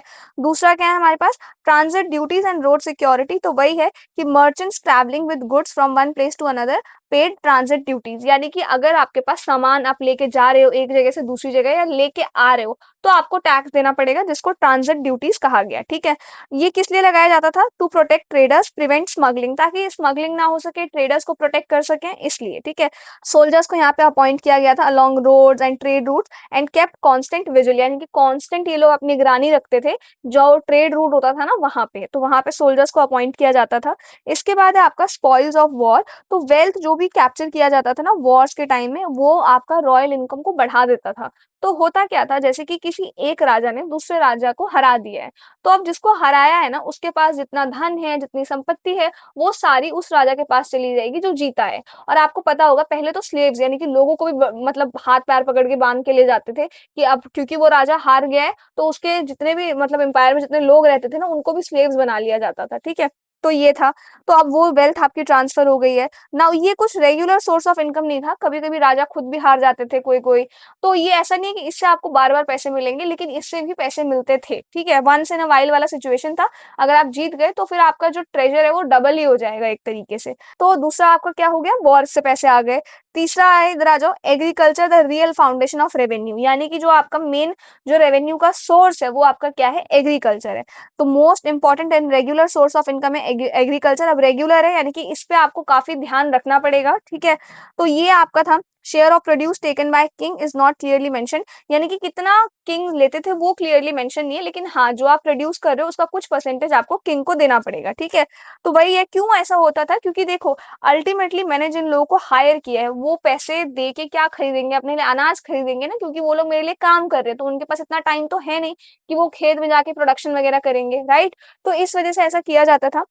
दूसरा है आपका fertility of the Tamil region. Now Tamil जो आपका एरिया है ना काफी ज्यादा फर्टाइल था, ठीक है? क्योंकि आपको पता है tip of the peninsular reason में है वो। Tip of the peninsular reason का मतलब क्या है कि जैसे आपका ये पेनिनसुलर रीजन है एकदम यहीं पर है आपका तमिलनाडु, राइट? तो इस वजह से तमिलनाडु का जो लैंड था काफी ज्यादा फर्टाइल था, और वहां पे पैडी, रागी, शुगर केन, ये मेन क्रॉप्स थे जो वहां पे उगाए जाते थे, ठीक है? नाउ एक बहुत ही फेमस सेइंग है कावेरी डेल्टा के बारे में, यानी कि ये जो पूरा आपका यहाँ से ऐसे करके है ना, तमिलनाडु से जो रिवर आपकी जा रही है, ये वाला जो एरिया है तमिलनाडु वाला एरिया, उसके बारे में एक फेमस सेइंग है। वो फेमस सेइंग क्या है, the land where one elephant could lie down produced enough food to feed 7 people, यानी कि जिस जगह पे एक हाथी आपका लेट सकता है ना, उस जगह का जो प्रोडक्शन है वो इतना ज्यादा है कि वहां का प्रोडक्शन 7 लोगों को खाना खिला सकता है, ठीक है? तो इससे आप समझ सकते हो कि वहां की प्रोडक्टिविटी कितनी ज्यादा हाई थी, ठीक है? इसके बाद इधर आ जाओ अदर एग्रीकल्चरल प्रोडक्ट्स। तो फूड ग्रेन्स के अलावा फ्रूट्स, पेपर, टर्मरिक, ये चीजें भी उगाई जाती थी। और सेम जैसा आपका अनाज से किंग कुछ परसेंटेज ले लेता है, इनका भी जो भी आप उगा रहे हो उसका कुछ परसेंटेज जो है वो किंग के पास चला जाएगा, ठीक है? इसके बाद तो ये तो था पर्स, यानी कि कहाँ से हमको कहाँ कहाँ से पैसे मिलते थे। तो एक हमने क्या डिस्कस किया, ट्रेड हमने डिस्कस किया। ट्रेड भी, इसमें भी काफी अलग अलग तरीके के टैक्स लग रहे हैं। आप सामान लेके आ रहे हो, आप सामान लेके जा रहे हो, सारी चीजें, ठीक है? दूसरा क्या हमने डिस्कस किया, एग्रीकल्चर, ये काफी मतलब ये मेन सोर्स ऑफ इनकम है, इससे ये है कि रेगुलर आपको इनकम आएगी। और तीसरा क्या है, वॉर्स में जो भी कोई राजा अगर हार जा रहा है तो उसकी इनकम भी जीतने वाले राजा के पास चली जाती थी, ठीक है? लेकिन ये जो वॉर वाली इनकम थी ना, ये आपकी रेगुलर इनकम नहीं है, ये वंस इन अ वाइल वाली इनकम है, ठीक है? इसके बाद सेकंड है हमारे पास स्वॉर्ड, यानी कि मिलिट्री ऑर्गेनाइजेशन। तो यहाँ पे क्या होता था, अगर आपको अपनी मिलिट्री को स्ट्रांग रखना है तो आपके पास बहुत सारे पैसे होने चाहिए, उनको सैलरी देने के लिए, उनको ट्रेनिंग देने के लिए, उनका डे टू डे लाइफ का खाने पीने का खर्चा उठाने के लिए, ठीक है? तो use of revenue for army maintenance, यानी कि जो आपका रेवेन्यू आ रहा है उसका कुछ परसेंटेज आप अपनी आर्मी को मेंटेन करने में लगा रहे हो, ठीक है? Taxes collected from peasants were used to maintain the army, यानी कि जो भी किसानों से जो भी टैक्सेस लिया जा रहा है ना, अनाज वगैरह, पैसे वगैरह, वो पैसे आर्मी को मेंटेन करने के लिए लगाए जाते थे, ठीक है? The army was rudimentary but effective, मतलब कि आर्मी आपकी काफी सिंपल थी, काफी बेसिक थी, ज्यादा एडवांस ऐसी टेक्नोलॉजी वगैरह नहीं थी उनके पास, लेकिन काफी ज्यादा इफेक्टिव थी, ठीक है? इसके बाद है आपका कंपोजिशन ऑफ आर्मी। तो तमिल आर्मी जो थी ना उसमें आपके elephants, chariots drawn by oxen, cavalry और इन्फेंट्री, ये सभी थे। एलिफेंट्स थे ऑब्वियसली, आपके चैरियट्स ड्रॉन बाय ऑक्सन, यानी कि जो बैलों का इस्तेमाल करके, बैलगाड़ी नहीं होती वो थी। साथ में आपके कैवलरी यानी कि हॉर्समैन भी थे आपके, इन्फेंट्री यानी कि फुट सोल्जर्स वो भी थे। इसके बाद है role of elephants in warfare. अब एलिफेंट्स का रोल क्या होता था, एलिफेंट्स का मेन रोल होता था, उनको बैटल्स में इस्तेमाल किया जाता था, कमांड पोजीशंस देने के लिए इस्तेमाल किया जाता था। जैसे एलिफेंट्स ना अचानक अटैक कर देते थे, ठीक है? इसके बाद है आपका हॉर्सेज एंड चैरियट्स। तो horse's were not locally available in large numbers, यानी कि साउथ इंडिया में हॉर्सेज आपके नेचुरली अवेलेबल नहीं थे, ठीक है? स्पेशली आपके जो पांड्यास का किंगडम था वहां पे, तो वहां पे ना सी रूट्स के थ्रू ना हॉर्सेज को इम्पोर्ट किया जाता है। तो इससे पता चलता है कि जो आपके मैरीटाइम ट्रेड्स है ना, ये आपका ऐसा नहीं है कि सिर्फ लग्जरी के लिए आप कर रहे हो, बल्कि आपकी नॉर्मल नेसेसिटी भी है, मिलिट्री नेसेसिटी भी है, जिन जरूरतों को पूरा करने के लिए आपको मैरीटाइम रूट का इस्तेमाल जो है करना पड़ रहा है, ठीक है? तो army commander often use chariots, और आर्मी कमांडर्स थे जो यूजुअली चैरियट्स का इस्तेमाल करते थे। फिर है आपके सोल्जर्स एंड इक्विपमेंट। तो फुट सोल्जर्स एंड हॉर्समैन जो थे ना वो आपके लेदर के सैंडल्स पहनते थे, these protected their feet, during long marches warfare, और ये उनके ना फीट्स को प्रोटेक्ट करके रखता था। लेदर के जो सैंडल्स होते थे वो, जैसे आपका कैसा ग्राउंड है कैसा नहीं है इस वजह से। तो एक ऑर्गेनाइज और प्रोफेशनल आर्मी का साइन है ये, ठीक है। इसके बाद अगर आप देखो ओवरऑल सिग्निफिकेंस, तो इकोनॉमिक एंड मिलिट्री बैलेंस इनका बना हुआ था। ट्रेड और एग्रीकल्चर की वजह से जो रॉयल ट्रेजरी है वो काफी बढ़िया चल रहा था। रेवेन्यू काफी अच्छा था, जिस वजह से आपका स्वॉर्ड यानी कि आर्मी भी ये लोग मेंटेन कर पा रहे थे। तो ये जो बैलेंस आपका चल रहा है आपके रेवेन्यू में और आपके मिलिट्री में, इस बैलेंस की वजह से आपके यहाँ पॉलिटिकल स्टेबिलिटी बनी हुई है। ट्रेड रूट को आपने प्रोटेक्ट किया हुआ है, सर्वाइव आपका कर पा रहा है स्टेट, ठीक है। और जहां ये बैलेंस बिगड़ जाता है ना, फिर थोड़ा सर्वाइवल करना थोड़ा सा मुश्किल हो जाता है, ठीक है। फिर आपका कंक्लूजन, तो बेसिकली जो अर्ली साउथ इंडियन स्टेट्स थे ना, वो उनका स्ट्रॉन्ग एग्रीकल्चरल बेस था, active internal and overseas trade थे, वेल मेंटेन मिलिट्री फोर्स था, जिस वजह से उनका जो स्टेट था वो इतने लंबे टाइम तक कंटिन्यूअस वॉरफेयर के बाद भी सस्टेन कर पाया था, ठीक है। तो basically economic resources military power together form the backbone of early Tamil polity. तो यानी कि आपके पास इकोनॉमिक रिसोर्सेज भी है और स्ट्रॉन्ग मिलिट्री पावर भी है, और इन दोनों को मिलाया जाए, मतलब ये दोनों चीजें आपकी स्ट्रॉन्ग है, इस वजह से आपका जो स्टेट है वो इतने टाइम तक चल पाया है, ठीक है। ये था। इसके बाद आ जाओ, यहाँ पे है आपका राइज ऑफ सोशल क्लासेस। तो आई होप आपको पर्स एंड स्वॉर्ड समझ में आया होगा। पर्स एंड स्वॉर्ड था क्या? पर्स एंड स्वॉर्ड का मतलब है कि किंग के पास अगर अच्छा खासा पैसा है और अच्छी खासी मिलिट्री है, मेंटेन कर रखी है उन्होंने, तो उनका जो पूरा स्टेट है वो काफी लंबे टाइम तक सरवाइव कर पाएगा, ठीक है। इसके बाद नेक्स्ट है हमारे पास सोशल क्लास। अब एक चीज आप लोग देखो, जहां चार लोग इकट्ठा होंगे, सिविलाइजेशन होगा, स्टेट फॉर्मेशन होगा, वहां पे रिच पुअर अगर नहीं है, सारे ही रिच हैं, तो फिर कास्ट के बेसिस पे, कास्ट भी अगर नहीं है तो कलर के बेसिस पे, तो ये आपका भेदभाव जो है, सोशल डिफरेंशिएशन जो है ना, ये आपका चलता ही जाएगा, ठीक है। तो आपको पता है मेगालिथिक फेज में सोसाइटी ज्यादातर आपके सिंपल थी, किंगशिप बेस्ड थे, थोड़े रिलेटिवली थोड़े से ना इक्वल थे, ठीक है। लेकिन जैसे जैसे आपका ट्रेड ग्रो हुआ, एग्रीकल्चरल प्रोडक्शन काफी बढ़िया हुआ, आपका मतलब स्टेट काफी अच्छे होने लग गए, आर्मी प्रोफेशनल्स वगैरह आने लग गए, तब सोसाइटी में जो ये क्लासेस का राइज है ना, ये होना शुरू हो गया था, ठीक है। तो किंग के पास आपका पैसा आता था ट्रेड से, वॉर से, एग्रीकल्चर से, और इस वेल्थ का यूज होता था प्रोफेशनल वॉरियर्स को मेंटेन करने में, पोएट्स को, प्रीस्ट को रिवॉर्ड वगैरह देने में, ठीक है। और यहीं से आप देखो अब अलीट ग्रुप जो है वो इमर्ज होने लग जाएंगे, ठीक है। तो वही है। आ जाओ, सबसे पहला क्या है, economic basis of social classes. तो rise of social classes in early South India was closely linked with income from trade, spoils of war, agriculture surplus। अब देखो एक चीज समझो, किंग के पास पैसे हैं, वो पैसे कहाँ से आ रहे हैं? इन तीन चीजों से आ रहे हैं। अब ये जो वेल्थ है ना, ये किस में किंग इस्तेमाल करेगा? सबसे पहले तो आर्मी को अपनी मेंटेन करेगा। चलो आर्मी को मेंटेन कर लिया, इसके बाद जो एक्स्ट्रा पैसे हैं वो आपको प्रीस्ट को देंगे, पोएट्स को देंगे, ताकि वो लोग अपना काम अच्छे से कर सके। अब इनके पास ज्यादा पैसे हैं तो ये सोसाइटी में जाएगी बात। अब सोसाइटी में कुछ लोगों के पास ज्यादा पैसे हो गए, कुछ लोगों के पास कम पैसे हो गए, तो यहीं से वो गैप जो है वो क्रिएट होना शुरू हो जाएगा, ठीक है। साथ ही इनको देने के अलावा जो आपके लॉयल ऑफिशियल्स होते थे, वॉरियर्स होते थे, उनको भी रिवॉर्ड दिया जाता था। तो यहीं से जो आपकी इकोनॉमी है ना, यहाँ पे आप देखोगे सोशल डिफरेंशिएशन, कुछ लोगों के पास ज्यादा पैसा है, कुछ लोगों के पास कम पैसा है, वो चीज स्टार्ट हो जाएगी। इसके बाद है आपका इमर्जेंस ऑफ ब्राह्मण्स। तो ब्राह्मण्स आपके पहली बार तमिलनाडु वाले एरिया में ना, पहली बार आपके संगम एज में दिखते हैं, ठीक है। ये जो आपका नॉर्थ में चलता आ रहा था ना ट्रेडिशन, वही सेम ट्रेडिशन है यहाँ पे। तो संगम टेक्स्ट के अकॉर्डिंग आइडियल किंग कभी भी ब्राह्मण्स को नुकसान नहीं पहुंचाएगा, ठीक है। तो ये मतलब किंग की ड्यूटी है कि वो ब्राह्मण्स का मॉरल और कल्चरल अथॉरिटी जो है ना, उसको सेफ रखे, उसको प्रोटेक्ट करके रखे, ठीक है।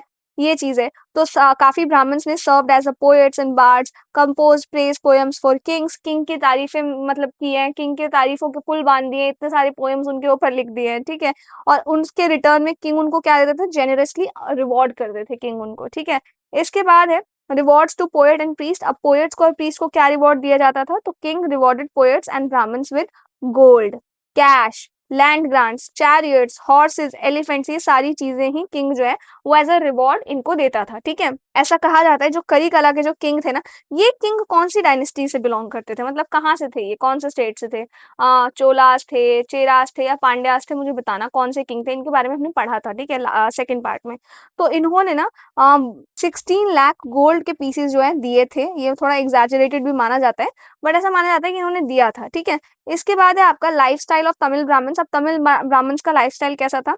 तो unlike later times, Tamil Brahmans ate meat, drank wine. तो तमिल सोसाइटी थोड़ा-सा डिफरेंट था। यहाँ पे बहुत से ब्राह्मण्स जो थे वो मीट एंड वाइन वगैरह कंज़्यूम करते थे। देखो नॉर्थ इंडिया में थोड़े-से ऑर्थोडॉक्स ब्राह्मण्स थे, ठीक है? लेकिन साउथ इंडिया में ऐसा नहीं था, ये लोग मीट वगैरह भी खाते थे, वाइन वगैरह भी पीते थे। तो ये दिखाता है कि ब्राह्मणिकल प्रैक्टिसेज़ जो थी वो ज़्यादा आपकी रिजिड नहीं थी, ठीक है? इसके बाद है आपका वॉरियर क्लास, क्षत्रिय लाइक ग्रुप। अब ये वॉरियर क्लास जो है काफ़ी क्रूशियल एलिमेंट होते हैं किसी भी सोसाइटी में। तो किसी भी सोसाइटी के पॉलिटिकल स्ट्रक्चर को मेंटेन करने के लिए क्षत्रिय चाहिए होते हैं ताकि ये लोग वॉर कर सकें, ठीक है? तो बेसिकली स्टेट का और सोसाइटी का सेंट्रल पिलर आपके कौन होते हैं? क्षत्रिय होते हैं। और जो भी आपके मिलिट्री लीडर्स होते थे, आर्मी कैप्टन्स होते थे ना, इनको इनाड़ी का टाइटल भी दिया जाता था। प्रॉपर एक सेरेमनी वगैरह बिठाई जाती थी और उस सेरेमनी में इनको ये टाइटल दिए जाते थे, ठीक है? इसके बाद इधर आ जाओ आपके वैश्यास लिमिटेड एविडेंस। तो वैश्यास जो है वो संगम टेक्स्ट में इनका मेंशन किया गया है, लेकिन इनकी ना क्लियर इकोनॉमिक या सोशल रोल को ना डिफाइन नहीं किया गया है। तो इससे ये पता चलता है कि जो वैश्या वर्ण था ना, ये फुल्ली आपका क्रिस्टलाइज़ नहीं था, फुल्ली मतलब डेवलप नहीं था इस टाइम में। इनका काम, इनका रोल ये सब लिखा नहीं हुआ है क्लियरली, ठीक है? जैसे नॉर्थ के बारे में तो हमको पता है, बट इनका कोई डिटेल इन्फॉर्मेशन हमको नहीं मिलता है, ठीक है? इसके बाद है आपके रूलिंग क्लास अरासर। तो ये आपके रूलिंग क्लास हुआ करते थे। इनमें आपके किंग्स और हाईएस्ट ऑफिशियल आया करते थे और इनके जो मैरिज रिलेशन थे वो वेलेलास के साथ थे। This strengthen political control over land. Vellalas जो थे ना, ये आपके रिच पेजेंट्स हुआ करते थे, यानी कि रिच किसान हुआ करते थे ये लोग, ठीक है? तो बेसिकली उनके साथ इनके मैरिज अलायंस भी हमको देखने को मिले हैं कि हाईएस्ट ऑफिशियल्स के मैरिज अलायंसेस हैं, क्योंकि ये लोग जो है ना ये एलीट क्लास के लोग हैं, तो इनके साथ हमको इनके मैरिज रिलेशन भी देखने को मिलते हैं किंग्स वगैरह के। इसके बाद आपके वेलेलास द कल्टिवेटिंग कास्ट। तो वेल्लास आपके फोर्थ कास्ट है। ये जो है ना ओन करते हैं most of the land, form the main cultivating class. तो अब साउथ इंडिया में ये कॉन्सेप्ट आ गया वेल्लास का, इनके पास काफी सारा लैंड है, काफी अच्छा खासा प्रोड्यूस करे, एलीट क्लास के लोग हैं, ठीक है? तो ये भी आपके दो पार्ट्स में डिवाइडेड है, एक है आपके रिच वेल्लास और एक है आपके पुअर वेल्लास। रिच वाले वो है जो आपके मतलब खेत है लेकिन खुद नहीं जाते हैं उस पर खेती वगैरह करने के लिए, लोगों को हायर कर रखा है, एम्प्लॉय कर रखा है लेबर्स को, ताकि उनके फील्ड पे वो लोग काम करें, ठीक है? और agricultural labours and lowest class, ये आपके एक्चुअली फार्मिंग वर्किंग क्लास थी, ये सबसे लोएस्ट क्लास माने जाते हैं, जिनको हम लोग कड़ाइसियार भी कहते हैं। ये काफी पुअर थे, ऑलमोस्ट सिमिलर टू स्लेव्स, इनका काम कुछ उसी तरीके का था। और बंधुआ मजदूर टाइप नहीं होते लोग, वो लोग थे और ये लोग आपके वेल्लास के लिए काम किया करते थे, ठीक है?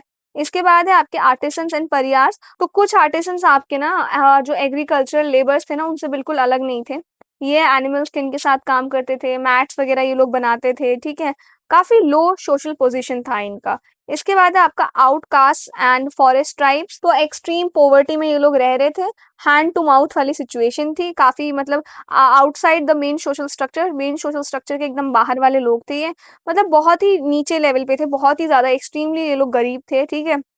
इसके बाद है आपका social inequality in Sangam age. तो संगम एज में हमको क्लियरली जो है इनइक्वालिटी दिखाई देती है रिच और पुअर्स के बीच में, ठीक है? रिच आपके प्रॉपर सिटीज में रह रहे हैं, पुअर लोग जो है वो हट वगैरह में रह रहे हैं। तो ये एक तरीके से ना आपका काफी मतलब एक इकोनॉमिक इनइक्वालिटी को शो करता है, ठीक है?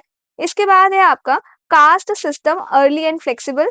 तो ये काफी इंपॉर्टेंट है। तो ब्राह्मण्स और रूलिंग ग्रुप्स आ चुके थे इस टाइम तक, लेकिन जो आपका रिजिड कास्ट सिस्टम था ना, ये पूरे तरीके से डेवलप नहीं हुआ था स्टार्टिंग में, जब आपके स्टेट्स के फॉर्मेशन हो गए थे, ठीक है?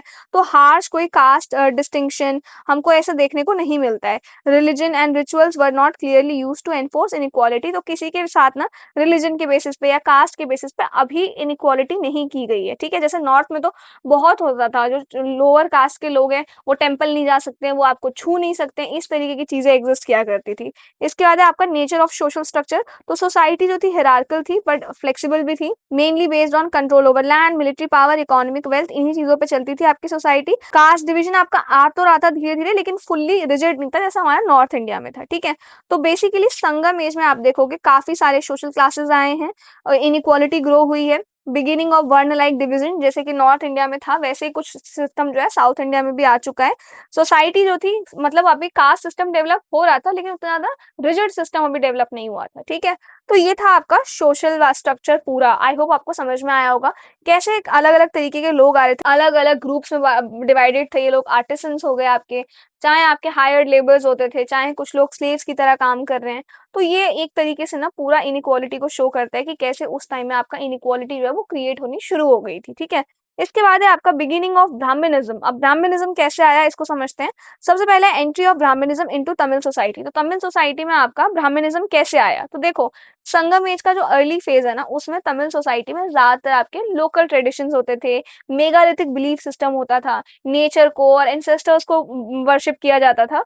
ये सारी चीजें हो रही थी। जब आपके स्टेट्स डेवलप हुए ना, किंग्स पावरफुल बने, नॉर्थ इंडिया से कॉन्टैक्ट थोड़ा बढ़ गया, तब जाके ब्राह्मणिज्म आपका साउथ इंडिया में धीरे धीरे आना शुरू हुआ था। ठीक है, तो वही है कि in the early centuries of the Christian era the state society in Tamil Nadu developed under the influence of Brahmanism. ठीक है, however Brahmanical influence was limited. ये जो इन्फ्लुएंस था काफी लिमिटेड था। It affected only a small part of Tamil region, काफी small part तक था ये, और mainly the upper sections of society. Thus Brahmanism did not dominate the entire Tamil society at this stage. तो यहाँ पे ब्राह्मणिज्म आपका धीरे धीरे आने तो लग गया था, लेकिन कंप्लीटली ब्राह्मणिज्म ने ना डोमिनेट नहीं किया था, पूरे तमिल सोसाइटी को कवर नहीं किया था। ठीक है, तो जोग्राफिकल एक्सटेंट आप देखोगे तो काफी लिमिटेड है, सिर्फ जो अपर सेक्शन है वहीं तक लिमिटेड है। ठीक है, तो कॉमन लोगों की जो डेली रिलीजियस प्रैक्टिसेस है वो ज्यादा नहीं बदली। जो आपके एलिट क्लास है, किंग प्लस जो और भी ऊपर वाले ग्रुप है ना, वो ज्यादा इन्फ्लुएंस में आ गए थे आपके ब्राह्मणिज्म के। ठीक है, इसके बाद है आपका role of kings in promoting Brahmanism. तो किंग्स आपके वैदिक सैक्रिफाइसेस करते थे, तो ये आपका दिखाता है कि रॉयल पैट्रोनेज था ब्राह्मणिज्म को, acceptance of Vedic rituals था at the political level. Through these rituals, king tried to gain religious legitimacy, strengthen their authority. तो ये sacrifices, ये सारी चीजें करके ना, किंग का जो एम था वो ये था कि वो अपनी स्टेट को थोड़ा पावरफुल बना सके, स्ट्रेंथ बढ़ा सके अपनी, और जो रिलीजियस लेजिटिमेसी है वो पा सके वो। ठीक है, इसके बाद है आपका रोल ऑफ ब्राह्मण्स। तो Brahmans were followers of the Vedas. Brahmans आपके वेदास को फॉलो करते थे। दे कंडक्टेड वैदिक रिचुअल्स, जो भी वेदास में जो भी रिचुअल्स लिखे गए हैं वो करते थे perform. Took part in religious debates and disputations. तो जो भी रिलीजियस बिलीव्स वगैरह हैं, जो भी रिलीजियस डिबेट्स वगैरह होते थे, उसमें रेगुलरली ये लोग पार्टिसिपेट करते थे। ये काफी इन्फ्लुएंस करते थे। confined to courts and elites, not deeply rooted among common people. Brahmanism का मेन फोकस ना आपका इंटेलेक्चुअल था, रिचुअलिस्टिक था, एलिट सेंट्रिक था। ठीक है, ये था, ज्यादा कॉमन लोगों की जो मेन प्रॉब्लम्स है उसके साथ ज्यादा जुड़ा हुआ नहीं था। इसके बाद है आपका पॉपुलर लोकल रीतीज। तो despite Brahmanical influence, local religion traditions remain strong. तो क्योंकि मेगालिथिक कल्चर यहाँ पे चलता आ रहा है, तो वो था ही, ब्राह्मणिज्म भी था आपका, लेकिन वो इतना स्ट्रॉन्ग रूटेड नहीं था जितना आपके बाकी जो लोकल ट्रेडिशंस थे वो थे। ठीक है, so the chief god of the hilly region was Murugan. तो मुर्गन की पूजा करते थे, स्पेशली आपके हिली एरिया वाले रीजन में।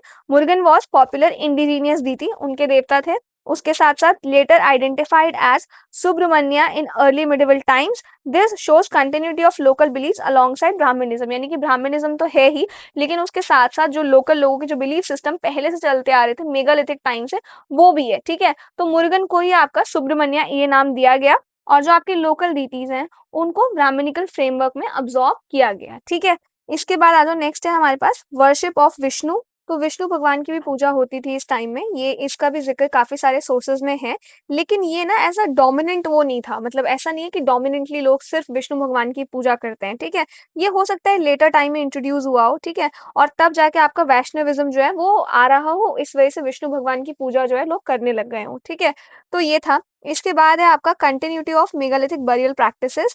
तो देखो रिलीजन वाइज लोग, मतलब रिलीजियस बिलीफ लोगों के चेंज हो रहे हैं, लेकिन ये जो ओल्ड ट्रेडिशन है ना उनको कंप्लीटली रिप्लेस नहीं कर रहे हैं, उनके जो रिलीजियस बिलीफ सिस्टम्स है वो। ठीक है, जो आपके मेगालिथिक ट्रेडिशंस थे ना वो कंटिन्यू हो रहे हैं, कि जो आप जैसे जो डेड बॉडी है उनको पैडी ऑफर करना हो गया, जैसे राइस वगैरह ऑफर करना हो गया।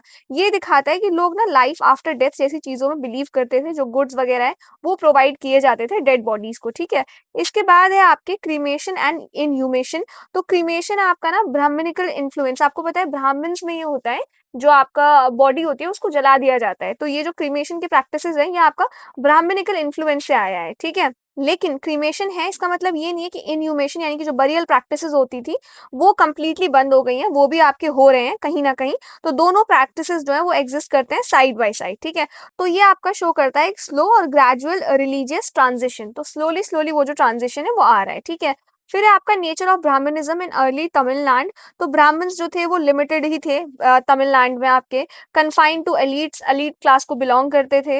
Local traditions continued strong among masses, और जो लोकल ट्रेडिशंस थे वो अभी भी काफी मतलब कॉमन लोग जो है वो वही चीजें कर रहे थे। ठीक है, religious life was pluralistic, a mix of Vedic and indigenous practices। तो बेसिकली जो उनका जो लोकल लोगों का बिलीफ सिस्टम था वो तो था ही, साथ में जैसे आपका ब्राह्मणिज्म अभी अभी आ रहा है तो एक दो एलिमेंट्स जो है कुछ ब्राह्मण्स के कुछ रिचुअल्स वगैरह हो गए वो भी लोग कर रहे हैं, और उनके जो ओल्ड ट्रेडिशंस है ना उनका भी लोग पालन कर रहे हैं, ठीक है। इसके बाद है आपका कंक्लूजन। तो बेसिकली ब्राह्मणिज्म जो है वो तमिल में आ गया था, तो ब्राह्मणिज्म आपका शुरू हो चुका है। ये ऐसा नहीं है कि एकदम इमिडिएटली कोई चेंज आ गया एकदम तुरंत, बल्कि ये जो चेंज है बहुत ही स्लो हुआ है और बहुत ग्रेजुअल तरीके से हुआ है, ठीक है। और जो ये ब्राह्मणिकल ट्रेडिशन है ये को एग्जिस्ट किया करते थे लोकल गॉड्स और मेगालिथिक बिलीफ सिस्टम्स के साथ, ठीक है। तो बेसिकली इन्होंने फाउंडेशन रख दिया था ग्रेटर ब्राह्मणिकल इन्फ्लुएंस का लेटर सेंचुरीज में, यानी कि यहाँ से तो देखो स्लोली स्लोली वो चीजें शुरू होंगी, लेकिन बाद में जाके ये चीजें काफी ज्यादा डोमिनेंट हो जाएंगी इस रीजन में, ठीक है। तो ये था पूरा आपका रिलीजियस बिलीफ को लेके। आई होप आपको समझ में आया हो। एक बार छोटा सा ना इसको थोड़ा रिवाइज कर लेते हैं।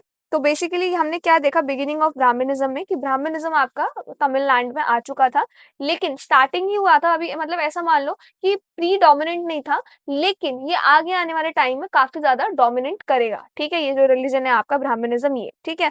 लेकिन अभी क्या है, अभी ब्राह्मणिज्म है, लेकिन साथ साथ जो लोकल लोगों के ट्रेडिशंस है, बिलीफ सिस्टम्स है, ये चीजें साथ मतलब को एग्जिस्ट कर रही हैं, ठीक है। इसके बाद है आपका Tamil language and Sangam literature. अब लैंग्वेज और लिटरेचर के बारे में डिस्कस करते हैं। तो सबसे पहला इंपॉर्टेंस ऑफ संगम लिटरेचर। तो संगम टाइम में ना आपका सोसाइटी, इकोनॉमी, पॉलिटी, कल्चर, इन सब चीजों के बारे में कुछ ना कुछ आपको लिटरेरी सोर्सेज जो है ना वो देखने को मिल जाएंगे, जिससे हमको उस टाइम पीरियड का पता चलता है पूरा, जो हमें नॉलेज है आज के टाइम में कि कैसी सोसाइटी रही होगी, इकोनॉमी कैसी रही होगी, पॉलिटी स्ट्रक्चर कैसा रहा होगा, कल्चर कैसा रहा होगा, ये सारा कुछ हमको मेनली संगम लिटरेचर्स की वजह से ही पता चलता है, ठीक है। इसके बाद है almost everything known about the Tamils in early historical phase is based on these text, ठीक है। तो संगम लिटरेचर की वजह से ही हमको अर्ली हिस्टोरिक पीरियड में जो भी हुआ है आपका तमिलनाडु में, साउथ इंडिया में, वो हमको इसी वजह से पता चला है, ठीक है। अब संगम का मतलब क्या होता है? संगम मीन्स असेंबली और कॉलेज ऑफ तमिल पोएट्स, यानी कि जो आपका बेसिकली मिलना, एक जगह इकट्ठे होना तमिल पोएट्स का, ठीक है, मतलब कि एक असेंबली टाइप क्रिएट करना, वो आपका कहलाता है संगम। ये जो असेंबलीज थी were probably held under the patronage of kings और चीफ्स, और ये जो असेंबलीज थी ये किसी ना किसी किंग के अंडर ऐसे बनाई जाती थी, इकट्ठा की जाती थी, ताकि इन असेंबलीज को कंडक्ट किया जाए रेगुलर बेसिस पे। Sangam acted as centres for literary composition, cultural exchange. और ये जो संगम आपका हो रहा है, जैसे एक ग्रुप मीटिंग हो रही है, और ग्रुप मीटिंग में अगर डिफरेंट डिफरेंट जगह से लोग आए हुए हैं तो सारे अपने आइडियाज बता रहे हैं, सारे जो उन्होंने लिखा है वो शेयर कर रहे हैं, ठीक है। तो इस तरीके से एक कल्चर का इन्फ्लुएंस दूसरे पे पड़ेगा, दूसरे का तीसरे पे पड़ेगा, इस तरीके से चीजें जो है आपस में मिक्स होंगी, ठीक है। फिर इसके बाद है place and patronage of Sangam. तो we do not know the exact number of Sangams, यानी कि हमें ये नहीं पता एग्जैक्टली कितने टाइम वो असेंबलीज मिली, कहाँ कहाँ पे मिली, ये तो हमको नहीं पता है, और कितने ड्यूरेशन के लिए मिली ये भी हमको नहीं पता है। लेकिन ये कहना एकदम ठीक है, it is fairly certain that a Sangam was held at Madurai. Madurai में संगम आपका हुआ था। It functioned under royal patronage mainly of the Pandya Kings, और मेनली आपके पांड्या किंग्स के अंडर हुआ था। तो बेसिकली देखो, नॉर्थ इंडिया के लिए हमें इंस्क्रिप्शन, कॉइन्स और बुद्धिस्ट और जो जैन टेक्स्ट हैं वो बहुत ज्यादा हमको मिलते हैं, लेकिन साउथ इंडिया में अगर देखा जाए तो हमको संगम लिटरेचर सबसे बड़ा सोर्स है, जिससे हमको साउथ इंडिया के बारे में पता चलता है, ठीक है। जिससे हम लोगों को किंग के बारे में, war, trade, social classes, religion, इन सभी चीजों के बारे में जो लिटरेरी रिकॉर्ड है ना वो संगम टाइम से ही बिलोंग करता है, ठीक है। तो बस ये है। इसके बाद इधर आ जाओ यहाँ पे, legendary accounts about Sangam. A Tamil commentary of the mid 8th century AD claims that three Sangams existed. They lasted for 9,990 years, attended by 8,598 poets, patronized by 197 Pandya kings. तो बेसिकली देखो कितने संगम हुए, कब हुए, यहाँ पर थोड़ा सा जो कंफ्यूजन है वो स्टार्ट होता है, ठीक है। जो हमारा 8th सेंचुरी एडी का जो तमिल कमेंट्री है ना वो ये कहता है कि 3 संगम्स हुए आपके, इतने ड्यूरेशंस के थे, इतने आपके पोएट्स थे, और इतने किंग्स ने इनको पैट्रोनाइज किया है, ठीक है। ये सब ना थोड़ा सा ना वाइल्ड एग्जैजरेशन माना जाता है, ठीक है। हिस्टोरिकली जो भी हमको एविडेंसेस, जो भी हमको प्रूफ वगैरह मिले हैं ना, उनसे सिर्फ एक दो चीजें क्लियर हुई हैं कि संगम आपके मदुरई में हुए हैं, रॉयल पैट्रोनेज के अंडर हुए हैं, और संगम असेंबलीज जो है ना वो आपकी हुई होंगी। एग्जैक्ट नंबर, ड्यूरेशन ये अननोन है, ठीक है। लेकिन जो आपका मदुरई था ना वो आपका संगम एक्टिविटी का मेन सेंटर था, ठीक है। इसके बाद है आपका period of compilation of Sangam literature. जो संगम टेक्स्ट आज अवेलेबल है उनका जो कंपाइलेशन है वो आपका 300 से 600 एडी में हुआ है, लेकिन इनके अंदर का जो कंटेंट है वो आपका सेकंड सेंचुरी एडी या उससे पहले के भी इवेंट को है जो रिफ्लेक्ट करता है। समझ में आया? ये ध्यान रखना। तो this shows the literature reflects earlier tradition preserved orally. तो बेसिकली पहले ये ओरल ट्रेडिशन रहा होगा, लोगों को कहानियाँ बोल-बोल के सुनाई गई होंगी, बाद में उसका जो लिटरेचर है ना वो बना दिया गया होगा, ठीक है? तो जो भी लिटरेचर है वो मेमोरी बेस्ड है कि अच्छा उन्होंने ये कहानी सुनाई थी, ऐसा हुआ होगा, इस तरीके से, ठीक है? इसके बाद है आपका नेचर ऑफ संगम लिटरेचर। अब जो संगम लिटरेचर था वो सेक्युलर नेचर का था, mainly deals with love, war, kingship, trade, social life, ethics, इन्हीं सब चीज़ों के ऊपर लिखा हुआ था, ठीक है? इसके बाद आ जाओ इधर क्लासिफिकेशन ऑफ संगम लिटरेचर। तो संगम लिटरेचर को ब्रॉडली ना 2 मेजर ग्रुप्स में क्लासिफाई किया जाता है। सबसे पहला आपका नैरेटिव टेक्स्ट जिसको हम लोग मेल कनकु भी कहते हैं और 18 मेजर वर्क्स भी कहते हैं, ठीक है? ये जो नैरेटिव्स थे ना इनका नेचर था heroic deeds, love stories, war, political life, इन सभी चीजों के बारे में बता रखा है, ठीक है? इसके बाद है आपका नेक्स्ट अच्छा composition of the 18 major works. ये जो 18 वर्क्स है ना इसमें ना 8 एंथोलॉजीज जिसको हम लोग एटुडोकई भी कहते हैं और 10 आपके इडल्स जिसको हम लोग पटु पटु भी कहते हैं। ये 10 इडल्स का मतलब होता है लॉन्ग पोएम, ठीक है? तो 10 लॉन्ग पोएम्स भी हैं। तो ये हमको पॉलिटिकल प्लस सोशल लाइफ का ना डिटेल्ड पिक्चर जो है वो बता देती हैं, ठीक है? नाउ इसके बाद इधर आ जाओ यहाँ पे, एक तो आपका हो गया नैरेटिव टेक्स्ट, ठीक है? दूसरा है आपका डाइडेक्टिक टेक्स्ट जिसको हम लोग किल कनकु भी कहते हैं और इनको हम लोग 18 माइनर वर्क्स भी कहते हैं, ठीक है? इनका जो नेचर था वो ethics, morality, right conduct in life, इनके ऊपर बेस्ड था। बेसिकली सोसाइटी के वैल्यूज, नॉर्म्स वगैरह ये सारी चीजें ये बताते हैं, ठीक है? इसके बाद इंपॉर्टेंस ऑफ डाइडेक्टिक वर्क्स। अब ये जो काम है ना ये बेसिकली ये बताता है कि social values, moral ideas, ethical thinking of Tamil society ये किस तरीके की थी, कैसा जीवन जीना चाहिए, ये सारी चीजें ये सिखाते हैं। तो they reflect a more philosophical outlook than the narrative text, ठीक है? तो फिलोसफिकल वे में ये बताते हैं। तो बेसिकली इन लिटरेचर से हमें पता चलता है कि किंग का लाइफस्टाइल कैसा था, वॉरियर्स की इंपॉर्टेंस, ट्रेड लोकली हो गया चाहे फॉरेन किसी के साथ भी हो गया वो, सिटीज और पोर्ट्स वगैरह के बारे में पता लगता है, सोशल इनइक्वालिटी, रिलीजन के बारे में पता लगता है। तो बेसिकली बिना संगम लिटरेचर के ना हम लोग अर्ली साउथ इंडियन सोसाइटी जो है ना मतलब अर्ली साउथ इंडिया की हिस्ट्री के बारे में हम लोग नहीं जान पाएंगे, ठीक है?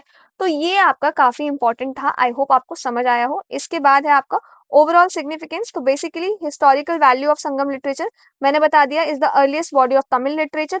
मतलब तमिल लिटरेचर का अर्लीस्ट कोई चीज जिसका रिटन रिकॉर्ड है हमारे पास वो संगम लिटरेचर है, ठीक है? ये आपका फर्स्ट हैंड इन्फॉर्मेशन देते हैं अर्ली साउथ इंडिया के बारे में, helps us to understand political institutions, social classes, trade and economy, religious practices। तो basically Tamil language and Sangam literature जो है ना इन्होंने form the foundation of early south Indian society. Early south Indian society का जो बेस है वो इसी ने प्रिपेयर किया था, किसने? तमिल लैंग्वेज ने और संगम लिटरेचर ने। ये एक rich literary and cultural tradition को शो करता है कि कितना बढ़िया उन लोगों ने रिटन रिकॉर्ड जो है मेंटेन करके रखा है, कितना बढ़िया लिखा है, ठीक है? Serve as a bridge between archaeology and recorded history. तो जो भी हमको मतलब एग्जैक्टिवेशन के बाद जो भी हमको साइट से जो भी चीजें एविडेंसेस मिले हैं वो प्लस उसका अगर हमको रिटन रिकॉर्ड भी मिल जाता है तो वो उस चीज को मतलब 100% कंफर्म कर देता है कि हाँ ये चीज ऐसे हुई होगी, ठीक है? तो वही चीज है यहाँ पे लिखी हुई। आई होप आपको समझ में आया हो। इसके बाद हम लोग करेंगे social evolution from Sangam text जो कि नेक्स्ट पार्ट में करेंगे, पार्ट 4 लास्ट पार्ट रहेगा वो, ठीक है? थोड़ा सा ना रिवाइज कर लेते हैं कि हमने आज एग्जैक्टली क्या क्या पढ़ा है, ठीक है? तो इंडेक्स पे चलते हैं फटाफट। तो हमने देखो सबसे पहले तो पार्ट 1 में हम लोगों ने मेगालिथिक बैकग्राउंड के बारे में समझा था। पार्ट 2 में स्टेट मतलब पार्ट 1 में स्टेट फॉर्मेशन समझा था, ये सेकंड टॉपिक था हमारा। पार्ट 2 में हम लोगों ने अर्ली किंगडम्स के बारे में समझा था और ये जो पार्ट 3 है इसमें सबसे पहले हम लोगों ने पर्स एंड स्वॉर्ड यानी कि किसी भी स्टेट के लिए पैसे और मिलिट्री कितनी ज्यादा इंपॉर्टेंट है ये हमने समझा। इसके बाद हमने rise of social class. Obviously अब किंग किंगडम मतलब ये सारी चीजें अब आने लग गई है तो डिफरेंशिएशन तो आएगा ही आएगा, इनइक्वालिटी तो सोसाइटी में आएगी ही आएगी, ठीक है? तो वो हम लोगों ने समझा। इसके बाद हम लोगों ने देखा कैसे आपका ब्राह्मणिज्म नॉर्थ से अब साउथ तक पहुंच चुका है, लेकिन नॉर्थ में थोड़ा ज्यादा रिजिड है लेकिन साउथ में उतना रिजिड नहीं है। साउथ के जो ब्राह्मण्स हैं वो नॉनवेज वगैरह भी खाते हैं, वाइन वगैरह भी पीते हैं, ठीक है? इसके बाद Tamil language and Sangam literature. इसके बाद हम लोगों ने जो मेन चीज डिस्कस की वो यही की कि तमिल लैंग्वेज और जो संगम लिटरेचर है ये कितना इंपॉर्टेंट सोर्स है जो कि हमको साउथ इंडिया की हिस्ट्री के बारे में बताते हैं, राइट? अगर ये नहीं एग्जिस्ट करेंगे तो हमें अर्ली साउथ इंडिया की हिस्ट्री पता ही नहीं चलेगी, ठीक है? तो ये काफी इंपॉर्टेंट था हमारे लिए जानना। इसके बाद हम लोग करेंगे social evolution from Sangam text जो कि लास्ट टॉपिक है, नेक्स्ट वीडियो में कवर, ठीक है? तो आज हम लोग कर रहे हैं chapter 22 the dawn of history in the deep south. ये चैप्टर 22 का ना पार्ट 4 है, ठीक है? इससे पहले हम 3 पार्ट्स कर चुके हैं और ये लास्ट पार्ट है। इसके बाद हमारा चैप्टर 22 खत्म हो जाएगा। और कैसी लग रही है सीरीज बताना मुझे कमेंट सेक्शन में, ठीक है? तो स्टार्ट करते हैं आज के सेशन के साथ। थोड़ा सा रिवाइज करते हैं कि हम लोगों ने पार्ट 1, 2 एंड 3 में क्या-क्या पढ़ा है। हमने पहले समझा कि जो हमारा साउथ इंडिया है वो नॉर्थ से काफ़ी डिफरेंट है। साउथ में जो भी ये डेवलपमेंट्स वगैरह हैं वो काफ़ी लेट हुए हैं अगर कंपेयर किया जाए नॉर्थ से तो, ठीक है? नॉर्थ में किंगडम, ये स्टेट फॉर्मेशन, सिविलाइजेशन ये सारी चीज़ें साउथ से कंपेयर की जाए तो काफ़ी पहले शुरू हो गई थी। साउथ में काफ़ी लेट ये चीज़ें आई हैं, ठीक है? तो साउथ में सबसे पहले आपके मेगालिथिक लोग रहा करते थे, जो कि पहाड़ वाले एरिया में रहा करते थे। खेती-बाड़ी उतनी ज़्यादा करते नहीं थे, फिशिंग और हंटिंग एक्टिविटीज़ पे डिपेंड किया करते थे। धीरे-धीरे जब उन लोगों ने मतलब पहाड़ से थोड़ा नीचे आए, नॉर्मल अगर एरिया में रहने के लिए आए, जंगल वगैरह के पास, तो उन लोगों को समझ में आया कि क्यों ना हम लोग एग्रीकल्चर भी कर सकते हैं यहाँ पे, राइट? और उस टाइम में क्या था ना, जो नॉर्थ के जो भी एम्पायर थे ना, उनका इन्फ्लुएंस साउथ तक आ गया था। तो जो नॉर्थ इंडिया के जो लोग थे, वो साउथ में आके रहने लग गए थे। तो उनका इन्फ्लुएंस था, जैसे कि ट्रेडर्स वगैरह थे, साथ ही जो अशोका ने जो ऑफिशियल्स वगैरह भेजे थे, तो उनको तो समझ थी ही खेती-बाड़ी की, राइट? तो उनकी हेल्प से भी जो लोकल लोग थे, उन लोगों ने खेती वगैरह करनी शुरू कर दी। तो इस तरीके से जो मेगालिथिक लोग थे ना, वो आपके परमानेंट सेटलमेंट की तरफ बढ़े, ठीक है? नाउ इसके बाद आता है आपका state formation and development of civilisation. अब जैसे आपके परमानेंट सेटलमेंट हो रहा है, तो यानी कि वहाँ पे सिविलाइजेशन फॉर्म होने लग गई है, लोग बसने लग गए हैं वहाँ पे। लोग बसने लग गए हैं यानी कि स्टेट का फॉर्मेशन होने लग गया है, ठीक है? नाउ स्टेट का फॉर्मेशन होने लग गया है यानी कि अब किंग्स आएँगे, किंगडम्स आएँगे, राइट? तो हमने जो 3 अर्ली किंगडम्स आए थे साउथ इंडिया में, चेरा, चोला, पांड्यास, इन तीनों के बारे में हम लोगों ने पढ़ा था, राइट? इसके बाद आते हैं आपके पर्स एंड स्वॉर्ड, यानी कि वो जो तीनों किंगडम्स थे, वो कैसे इतना लंबे टाइम तक, जबकि वो लोग कंटिन्यूअस वॉर करते रहते थे, ठीक है? उसके बावजूद कैसे वो लोग इतने लंबे टाइम तक सस्टेन कर पाए, वो हमने डिस्कस किया था कि 2 रीज़न्स थे। पहला था पर्स, यानी कि पैसे अच्छे खासे वो लोग कमा पा रहे थे क्योंकि ट्रेड बढ़िया कर रहे थे, रोमन एम्पायर के साथ भी, और लोकली भी ट्रेड काफ़ी अच्छा कर रहे थे। एग्रीकल्चर पैटर्न उनका काफ़ी बढ़िया चलता आ रहा था, प्रोडक्शन काफ़ी सरप्लस हो रहा था। साथ ही स्वॉर्ड मिलिट्री उन्होंने काफ़ी अच्छी अपनी मेंटेन कर रखी थी। तो ये 2 रीज़न्स थे जिस वज़ह से जो आपका साउथ इंडियन ये 3 किंगडम्स थे ना, ये इतना अच्छा कर पाए थे, ठीक है? इसके बाद हमने देखा था कैसे अब एक जगह लोग रह रहे हैं, सेटलमेंट हो रहा है, स्टेट फॉर्मेशन हो रहा है, तो वो ऊपर-नीचे जो गैप है वो आ ही जाएगा, राइट? और ऐसा नहीं है, आप ये मत समझना कि सिर्फ़ रिच और पुअर का गैप आएगा। अगर ₹100 है ना और सबके पास वो ₹100 हैं, तो इवेंचुअली होगा क्या? लोग कोई और बहाना बना लेंगे आपस में मतलब डिफरेंशिएट करने का। जैसे कलर के बेसिस पे करने लग जाएँगे, कास्ट के बेसिस पे करने लग जाएँगे, और कलर और कास्ट नहीं है तो पैसों के बेसिस पे करने लग जाएँगे, और कलर, कास्ट, पैसे भी सेम है तो फिर तुम कौन-सा काम करते हो उसके बेसिस पे लोग करने लग जाएँगे। तो वो जो मेंटालिटी है, वो जो चीज़ है, वो इवेंचुअली किसी न किसी काम में आ ही जाए, मतलब किसी न किसी डिफरेंट वे में आ ही जाएगी, राइट? तो वो हमने देखा कि वो यहाँ भी पहुँच चुका था, सोशल इनइक्वालिटी। इसके बाद हम लोगों ने देखा कि साउथ इंडिया में कैसे, देखो पहले मेगालिथिक लोग रहते थे, उनके अपने कुछ लोकल ट्रेडिशंस, लोकल कल्चर वगैरह थे, लेकिन लेटर ऑन ब्राह्मणिज़्म भी आपका तमिल तक पहुँच चुका था और ब्राह्मणिज़्म का इम्पैक्ट भी पड़ने लग गया था, राइट? तो वो भी हमने देखा था। इसके बाद हम लोगों ने देखा था Tamil language and Sangam literature, ये आपका बहुत इम्पोर्टेंट रिसोर्स है, जिसकी वजह से हम लोगों को मतलब जो भी पता लगा है ना अर्ली हिस्टोरिक सोसाइटी के बारे में साउथ इंडिया की, वो संगम लिटरेचर की वजह से ही पता चला है, ठीक है? इसके बाद हम लोग आज जो करने वाले हैं, वो करने वाले हैं social evolution from Sangam text. Society का इवोल्यूशन कैसे हुआ, मतलब क्या हमको एविडेंसेस मिलते हैं संगम टेक्स्ट से, वो सारी चीज़ें हम लोग आज डिस्कस करने वाले हैं, ठीक है? तो स्टार्ट करते हैं फटाफट से। तो ये है हमारा आज का पहला टॉपिक, जो कि है social evolution from Sangam text. तो अब देखते हैं कि कैसे सोसाइटी इवॉल्व हुई। देखो, अगर हम संगम टेक्स्ट को ध्यान से पढ़े ना, तो सिर्फ हमको पोयम या स्टोरीज वगैरह ही नहीं पता चलती है, बल्कि अर्ली तमिल सोसाइटी का जो लिविंग रिकॉर्ड है ना, वो पता चलता है, राइट? इन टेक्स्ट से हम लोगों को क्लियरली ये चीज पता चलती है कि तमिल जो सोसाइटी है ना, वो एकदम से आपकी एडवांस नहीं हुई थी, या एकदम से कोई इंप्रूवमेंट, एकदम से कोई चीजें ऐसी नहीं बदल गई थी, बल्कि बहुत प्रिमिटिव स्टेज से धीरे धीरे वो चीजें इवॉल्व हुई थी, राइट? तो वो हम लोग समझेंगे। सबसे पहला आपका Sangam text as evidence of social evolution. तो संगम के जो नैरेटिव टेक्स्ट हमको मिले हैं, ठीक है, हमने लास्ट वीडियो में डिस्कस किया था कितने तरीके के टेक्स्ट हमको मिले हैं। एक तो नैरेटिव टेक्स्ट था, और दूसरा कौन सा टेक्स्ट था, मुझे कमेंट सेक्शन में बताना उसका नाम, ठीक है? तो बेसिकली संगम के जो भी नैरेटिव टेक्स्ट हमको मिले हैं ना, वो हमको पूरा मतलब क्लियर पिक्चर बताते हैं अर्ली सोसाइटी के बारे में, ठीक है? कि लोग कैसे आपके पहले पैस्टोरल्स थे, कैटल्स वगैरह उनकी बहुत बड़ी वेल्थ होती थी, रोज-रोज वॉर्स और कैटल रेड्स वगैरह होते रहते थे, ठीक है? और यहाँ पे जो लड़ाई होती थी ना पहले सोसाइटी में, वो जानवर लोग ले जाते थे, चोरी वगैरह कर लेते थे। तो उनके चलते होती थी, ठीक है? तो जानवर जो थे, जो कैटल थी, उनकी मेन वेल्थ थी। तो इकोनॉमी अभी आपकी एग्रीकल्चर बेस्ड नहीं है बल्कि कैटल्स पर बेस्ड है, ठीक है? तो वॉर जो हो रहा है, वॉर में जो चीज़ें आप लूट रहे हो, क्या लूट रहे हो? एनिमल्स, कैटल्स लूट रहे हो दूसरे के, ठीक है? तो ये जो डिस्क्रिप्शन दे रखा है ना संगम टेक्स्ट में, ये प्रॉपर्ली मेगालिथिक लोगों को डिफाइन कर रखा है कि ये उनका ये पूरा पैटर्न था ये, ठीक है? तो ये हमको किससे पता चला? संगम लिटरेचर की वजह से पता चला। वही चीज़ यहाँ पे लिखी हुई है। अच्छा, यहाँ पे नाम लिखा ही हुआ है दूसरे टेक्स्ट का। तो बोथ आपके नैरेटिव और डायडेक्टिक जो संगम टेक्स्ट है ना, उससे हम लोग को तमिल सोसाइटी के बारे में पता चलता है। तमिल सोसाइटी कैसे आप ये मतलब कितने स्टेजेस में ये इवोल्यूशन हुआ वो पता चलता है। और these text helps us trace the transition, मतलब कैसे आपके मेगालिथिक लोगों ने पैस्टोरल लाइफ से पूरा ट्रांजिशन किया था वो हमको पता चला। कैसे अर्बनाइज्ड हुए, कैसे स्टेट बेस्ड सोसाइटी डेवलप हुई, ये सारी चीजें हमको संगम लिटरेचर से ही पता चली हैं, ठीक है?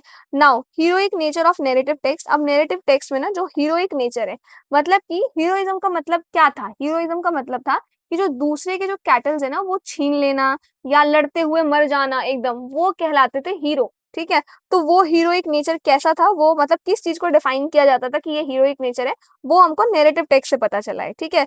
तो नैरेटिव टेक्स्ट में ना मेनली आपके हीरोइक पोएम्स ही हैं। वो ग्लोरीफाई करते हैं ब्रेव वॉरियर्स को, किंग्स को, चीफ्स को।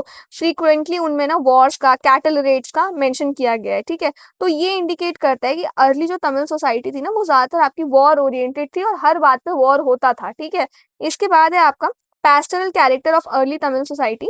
नाउ संगम टेक्स्ट जो है वो ये सजेस्ट करते हैं कि अर्ली तमिल्स जो थे ना, वो आपके मेनली पैस्टोरल्स थे, डिपेंडेंट थे अपने कैटल पे। और कैटल रेड्स अक्सर होते थे। कैटल रेड्स का मतलब क्या है? दूसरों के कैटल्स को चुरा लेना, ठीक है? तो जिसके पास जितनी कैटल्स है वो उतना ज्यादा अमीर है और उतनी उसकी सोसाइटी में इज्जत है। आपको याद है हमने same to same north India में भी पढ़ा था, राइट? नॉर्थ इंडिया में पहले ऐसी सोसाइटी थी ना, अब साउथ के बारे में हम लोग भी पढ़ रहे हैं, तो सेम सोसाइटी है, ठीक है? इसके बाद है आपके megalithic roots in Sangam society. अब मेगालिथिक कल्चर के बारे में हमको संगम लिटरेचर से कैसे पता चला? तो अर्ली मेगालिथिक लोग जो थे वो पैस्टरल्स थे, हंटर्स थे, फिशरमैन थे। और इन्हीं चीजों का रिटन रिकॉर्ड हमको संगम लिटरेचर में मिलता है, ठीक है? तो ये चीज तो क्लियर है कि जो मेगालिथिक लोग थे वो साउथ इंडिया में एग्जिस्ट करते थे। और उनकी सोसाइटी किस तरीके की थी ये भी लिखा हुआ है, ठीक है, संगम लिटरेचर में। और ये लोग आपके राइस कल्टीवेट करते थे एग्रीकल्चर से। और भले एग्रीकल्चर लिमिटेड क्वांटिटी में ये लोग कर पाते थे क्योंकि ये लोग पहाड़ों पे रहते थे, इस वजह से। लेकिन करते थे थोड़ी बहुत एग्रीकल्चर, ठीक है? Now iron tools and weapons. तो आर्कियोलॉजिकल फाइंडिंग्स हमको मिली है पेनिनसुलर इंडिया से, जो कि हमको होज और सिकल्स वगैरह मिले हैं। कोई प्लग शेयर नहीं मिला, लेकिन ये चीजें मिली है जिनसे पता चलता है कि हो सकता है इनको ना आयरन के बारे में तो पता था, लेकिन इतना ज्यादा एडवांस आयरन के टूल्स ये लोग इस्तेमाल नहीं करना जानते थे, ठीक है? आयरन के वेपन जैसे arrow head, spears, long swords and lances, horse bits, spikes, wedges, ये सारी चीजें हमको मिली हैं। ये जो टूल्स थे मेनली आपके हंटिंग और वॉरफेयर में इस्तेमाल किए जाते थे, एग्रीकल्चर में नहीं, ठीक है? तो एग्रीकल्चर के उतने टूल्स नहीं मिले जितने हमको नॉर्मल हंटिंग, फिशिंग, इन सब चीजों के मिले हैं, ठीक है? Now parallels between archaeology and text. अब आर्कियोलॉजिकल एविडेंस और टेक्स्ट जो हमको मिला है, इसमें देखते हैं क्या सिमिलैरिटी है। तो संगम टेक्स्ट में ना फ्रीक्वेंटली कंटिन्यूअस वॉर का मेंशन है, कैटल रेट्स का मेंशन है। ये मैच करता है हमारे आर्कियोलॉजिकल एविडेंस के साथ, जो शो करते हैं कि वेपन्स का इस्तेमाल होता था। लेकिन वेपन्स जो मिले हैं वो फार्मिंग टूल्स हमको नहीं मिले। तो इससे पता चलता है फार्मिंग टूल्स नहीं मिले, यानी कि उन वेपन्स का इस्तेमाल एनिमल्स वगैरह को मारने के लिए किया जाता होगा, राइट? तो ये दोनों चीजें मैच करती हैं। तो ये हमें सॉलिड प्रूफ, ठीक है? नाउ वॉर बूटी was an important source of livelihood. War बूटी यानी कि जो लूट के आप लेके आए हो ना, चोरी वगैरह करके लेके आए हो, ये काफी इंपॉर्टेंट था। मतलब ये सारी चीजें होती थी उस टाइम में भी, ठीक है? और इसी वजह से वॉर होता था कि लोगों को मेरा जानवर इसने चुरा लिया है, नहीं मैं नहीं छोड़ूंगा, इस तरीके की लड़ाइयां जो है ना काफी कॉमन थी उस टाइम में, ठीक है? इसके बाद है आपका hero stones and megalithic tradition. तो संगम टेक्स्ट जो है ना स्टेट करते हैं that when a hero dies he becomes a piece of stone. कि जब मतलब जब एक हीरो मरता है ना तो वो पत्थर बन जाता है। ये संगम टेक्स्ट में लाइन लिखी हुई है, ठीक है? तो ये रिजेंबल करते हैं stone circles raised over megalithic Graves. यानी कि हमने जो पढ़ा था ना कि मेगालिथिक ग्रेव्स के ऊपर स्टोन के सर्कल्स बनाए गए थे, अगर आपको याद हो तो उस वो चीज इस चीज से काफी ज्यादा मैच करती है, ठीक है? तो मेगालिथिक लोग स्टोन के सर्कल्स वगैरह बनाते थे ग्रेव्स के ऊपर। तो हो सकता है उनका ये बिलीफ सिस्टम रहा हो, उनका ये ट्रेडिशन रहा हो कि वो लोग ये जो हीरो स्टोन्स वाला कॉन्सेप्ट है इसमें मानते हो, ठीक है? तो ये है। तो basically it likely led to the later practice of erecting hero stones virakal in memory of fallen warriors. तो बेसिकली ऐसा हो सकता है कि विराकाल उन वॉरियर्स के लिए होता हो जो कैटल के लिए, किंग के लिए या ट्राइब के लिए लड़ते हुए मर गए हैं। विराकाल यानी कि जो हीरो स्टोन्स है कि ये पत्थर ये इस हीरो को डिपिक्ट करता है इस तरीके से, ठीक है? तो बेसिकली हीरो वर्शिप इस टाइम में हो रही है, यानी कि लोगों को भी पूजा जा रहा है जो लोग मर गए हैं वॉर वगैरह में, ठीक है? इसके बाद है आपका early phase of social evolution. अब सोसाइटी आपकी मतलब कब थोड़ी एडवांस होनी शुरू हुई, कब वो इवोल्यूशन आया? तो the earliest stage of society reflected in Sangam literature corresponds to the early megalithic phase. Society was pastoral, war oriented and clan based. Society जो थी पहले वो pastoral, war oriented और clan based थी, लेकिन later on आप देखोगे army, taxation, judiciary, मतलब पूरा एकदम किंगडम टाइप जो है ना वो स्टैब्लिश हो जाएगा, वो जो इवोल्यूशन है वो होगा, ठीक है? इसके बाद है आपका growth of state and administration. तो नैरेटिव टेक्स्ट जो है ना उसमें ये चीज दिया हुआ है कि स्टेट का फॉर्मेशन होने लग गया था। आर्मी जो है consisted of organised warrior groups, यानी कि जो एकदम लड़ने वाले वॉरियर ग्रुप्स हैं वो आपके आर्मी का पार्ट होते थे। टैक्सेशन सिस्टम शुरू हो गया था, जुडिशियल इंस्टीट्यूशंस आ गए थे।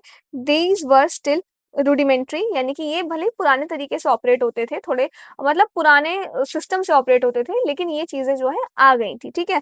ना अब इनमें भी आप देखोगे थोड़ा एडवांस लेवल पे बदलाव होना शुरू होगा। इसके बाद है आपका economic activities and urban growth. तो संगम टेक्स्ट में ना ट्रेड एंड मर्चेंट्स का मेंशन है, क्राफ्ट्समैन एंड फार्मर्स का मेंशन है, इंपॉर्टेंट टाउन जैसे कि कांची हो गया, आपका कोरकई हो गया, मदुरई हो गया, उरायूर हो गया, पुहार हो गया, ये सारे ही टाउन्स हैं जिनका मेंशन कर रखा है। तो उस टाइम में आप देखो ट्रेड बढ़ रहा है, आपके मर्चेंट्स आ गए, देखो कैसी सोसाइटी थी, मेगालिथिक लोग थे।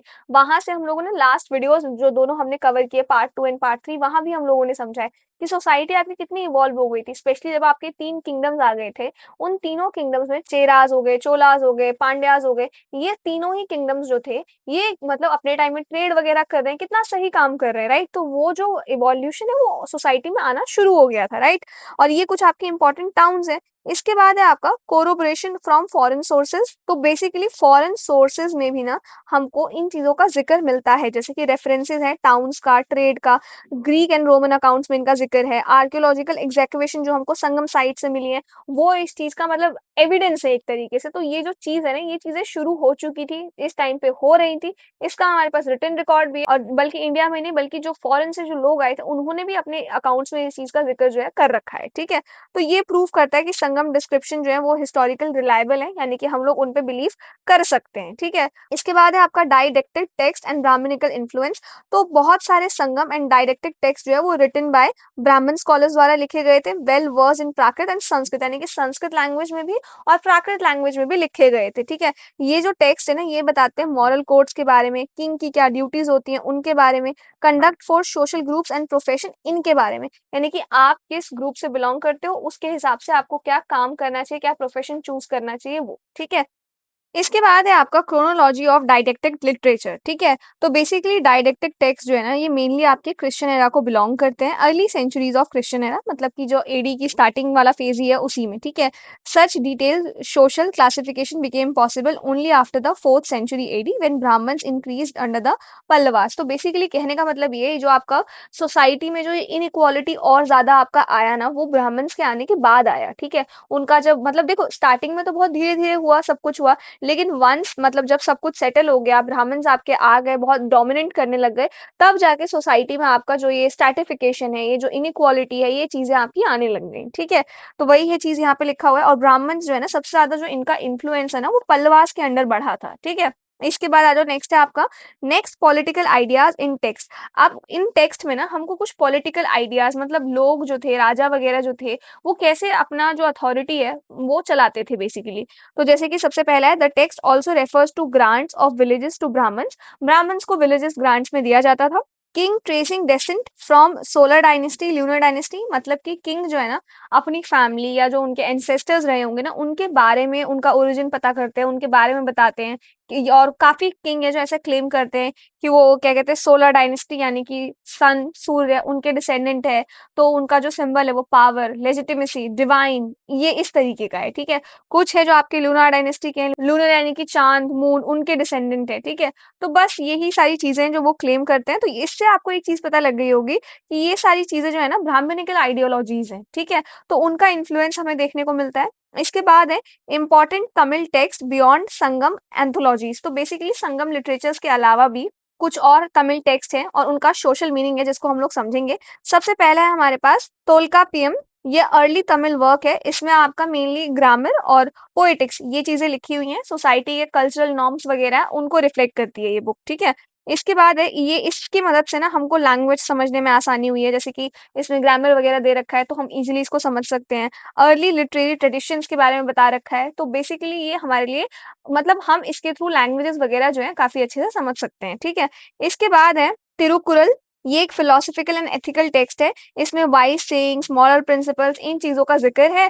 एवरीडे में जो आपकी जो मॉरल लाइफ़ है उसको ये काफ़ी अच्छे से एक्सप्लेन करता है, ठीक है? इसके बाद है कुछ तमिल एपिक्स। तो 2 मेजर तमिल एपिक्स हैं जो कि कंपोज़ किए गए थे आपके 6th सेंचुरी एडी के आसपास। सबसे पहला है सिलाप्पडिकरम। इसको finest early Tamil literary work consider किया जाता है। एक जैन ऑथर के द्वारा ये लिखा गया है और इसमें जो स्टोरी है ना वो लव, बिट्रेयल, जस्टिस इन चीज़ों से डील करती है, ठीक है? तो इसमें ना कोवलन, कन्नगी, माधवी इनके बारे में बता रखा है। साथ ही ये सोसाइटी के बारे में बताता है कि कैसे जो तमिल किंगडम्स है ना, अर्बन लाइफ कैसी थी, विमेन का रोल कैसा था, ट्रेड वगैरह कैसे हो रहे थे, मॉरल जस्टिस कैसा था, वो चीज़ें भी इसमें बता रखी हैं, ठीक है? इसके अलावा है दूसरी आपकी मणिमेकलाई। इसको ना मदुरई के ग्रेन मर्चेंट ने लिखा था। इसका जो फ़ोकस है वो रिलिजन, फिलॉसफी इन चीज़ों पे है। बेसिकली ये जो है ना ज़्यादातर बुद्धिज़्म इसका फ़ोकस है, रिलीजियस फ़ोकस और इसकी लिटरेरी वैल्यू थोड़ी कम है बट रिलीजियस इम्पोर्टेंस काफ़ी ज़्यादा हाई है, ठीक है? इसके बाद है आपका हिस्टोरिकल इम्पोर्टेंस ऑफ एपिक्स। अब एपिक्स कितना इम्पोर्टेंट था? सबसे पहले तो prologues claim the authors were contemporaries of Chera king, Senguttuvan. तो बेसिकली जो भी हमको मतलब रिटन कुछ भी मिला है, कुछ ऑथर्स हैं, वो ज़्यादातर आपके कंटेम्परेरीज़ रहे हैं चेरा किंग के, जिनके द्वारा लिखी गई चीज़ों को ना बाद में कंपोज़ किया गया है और उन्हीं से हमें काफ़ी कुछ पता चलता है। Provide insight into social and economic life up to 6th century AD. तो 6th सेंचुरी एडी तक की जो मतलब जो भी सोशल लाइफ रही है, जो भी इकोनॉमिक लाइफ रही है, उसके बारे में हमको पता लगता है, ठीक है? इसके बाद है आपका राइटिंग एंड इंस्क्रिप्शन। तो देखो, पहला है आपका नॉलेज ऑफ राइटिंग। तो राइटिंग ना तमिल लैंड में मतलब क्रिश्चियन एरा स्टार्ट होने से पहले भी वो लोग जानते थे और इसके एविडेंस हमको मिले हैं अशोका के जो कुछ इंस्क्रिप्शंस हैं ब्राह्मी स्क्रिप्ट में, जो हमको कुछ आंध्र से, कुछ कर्नाटका से, इन रीजन से मिले हैं। 3 आंध्र से हैं और 9 कर्नाटका से हैं। इसके बाद आपके तमिल ब्राह्मी इंस्क्रिप्शंस ये भी हमको मिले हैं। Over 75 inscriptions found in natural caves mainly around Madurai, Madurai में मिले हैं। जो कि आपका 2nd से 1st सेंचुरी बीसी को बिलॉन्ग करता है। ये आपका कुछ-कुछ तमिल मिक्स विद प्राकृत ऐसे लिखा हुआ है, ठीक है? ये ना ज़्यादातर आपका लिंक किया जाता है जैन और जो बुद्धिस्ट मिशनरीज़ गए थे ना यहाँ पे, उनके द्वारा हो सकता है लिखा गया हो, तो उनसे काफ़ी रिलेट किया जाता है इसको। तो ये जो इंस्क्रिप्शंस है ना, ये प्रूफ है कि उस टाइम की सोसाइटी जो है वो लिटरेट हो रही थी, राइट? लोग लिखना-पढ़ना जान रहे थे, रिलीजियस आइडियाज़ काफ़ी ज़्यादा सर्क्युलेट हो रहे थे। इसके बाद है आपका इंस्क्राइब्ड पॉटशेड्स। पॉटशेड मतलब पॉटरी के जो टुकड़े होते हैं ना ब्रोकन पीसेस वो, ठीक है? तो जो भी रिसेंट एग्जैक्टिवेशन किए गए हैं वहाँ पे हमको पॉटशेड्स, पॉटरी के टुकड़े मिले हैं।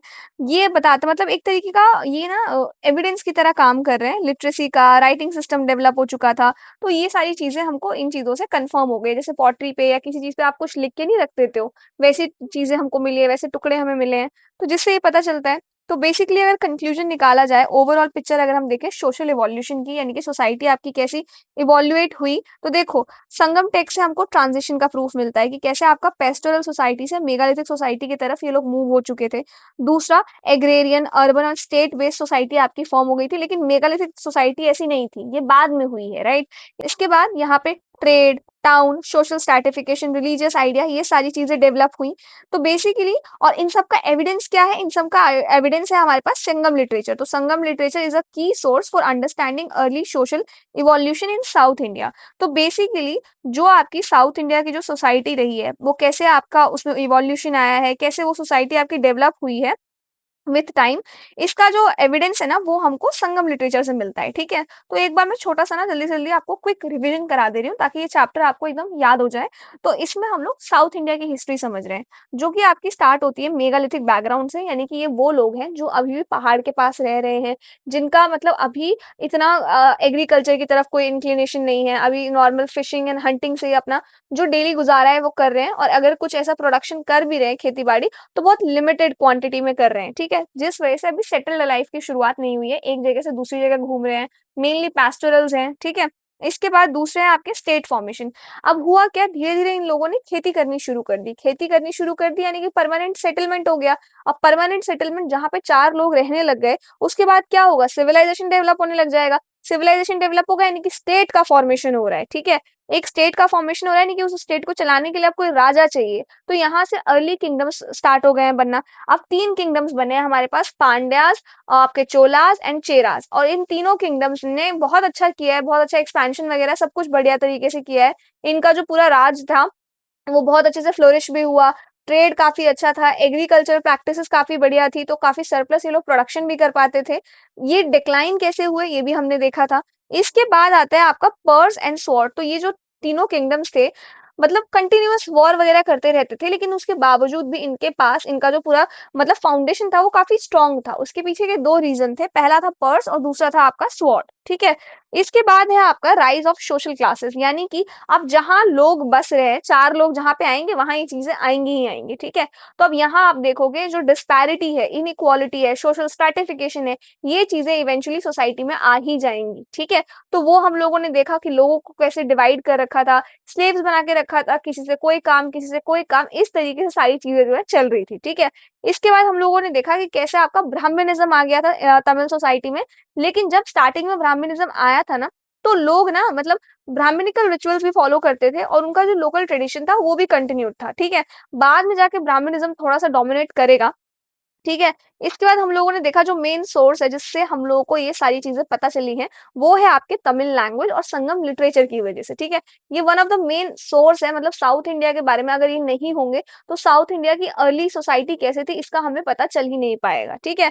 इसके बाद है आपका social evolution from Sangam text, तो अभी जो सोसाइटी है ये कैसी आपकी विथ टाइम मतलब इतना इवोल्यूशन आया सोसाइटी में, कैसे सोसाइटी आपकी ग्रो हुई, ये चीजें हम लोगों ने देखी, ठीक है। तो मतलब ये था आपका पूरा चैप्टर, आई होप आप लोगों को समझ में आया हो। अगर कोई डाउट हो तो प्लीज मेरे को बताना कमेंट सेक्शन में। बाकी आप लोगों की प्रेपरेशन कैसी चल रही है बताना, कौन से एग्जाम की प्रेपरेशन कर रहे हो आप लोग वही बताना मुझे कमेंट सेक्शन में, ठीक है। और आप लोगों को अगर नोट्स परचेज करने हो तो डिस्क्रिप्शन चेक कर लेना, आपको जीएस के नोट्स मिल जाएंगे। और कोई डाउट हो तो बताना मुझे, ठीक है। And I will see you in the next video.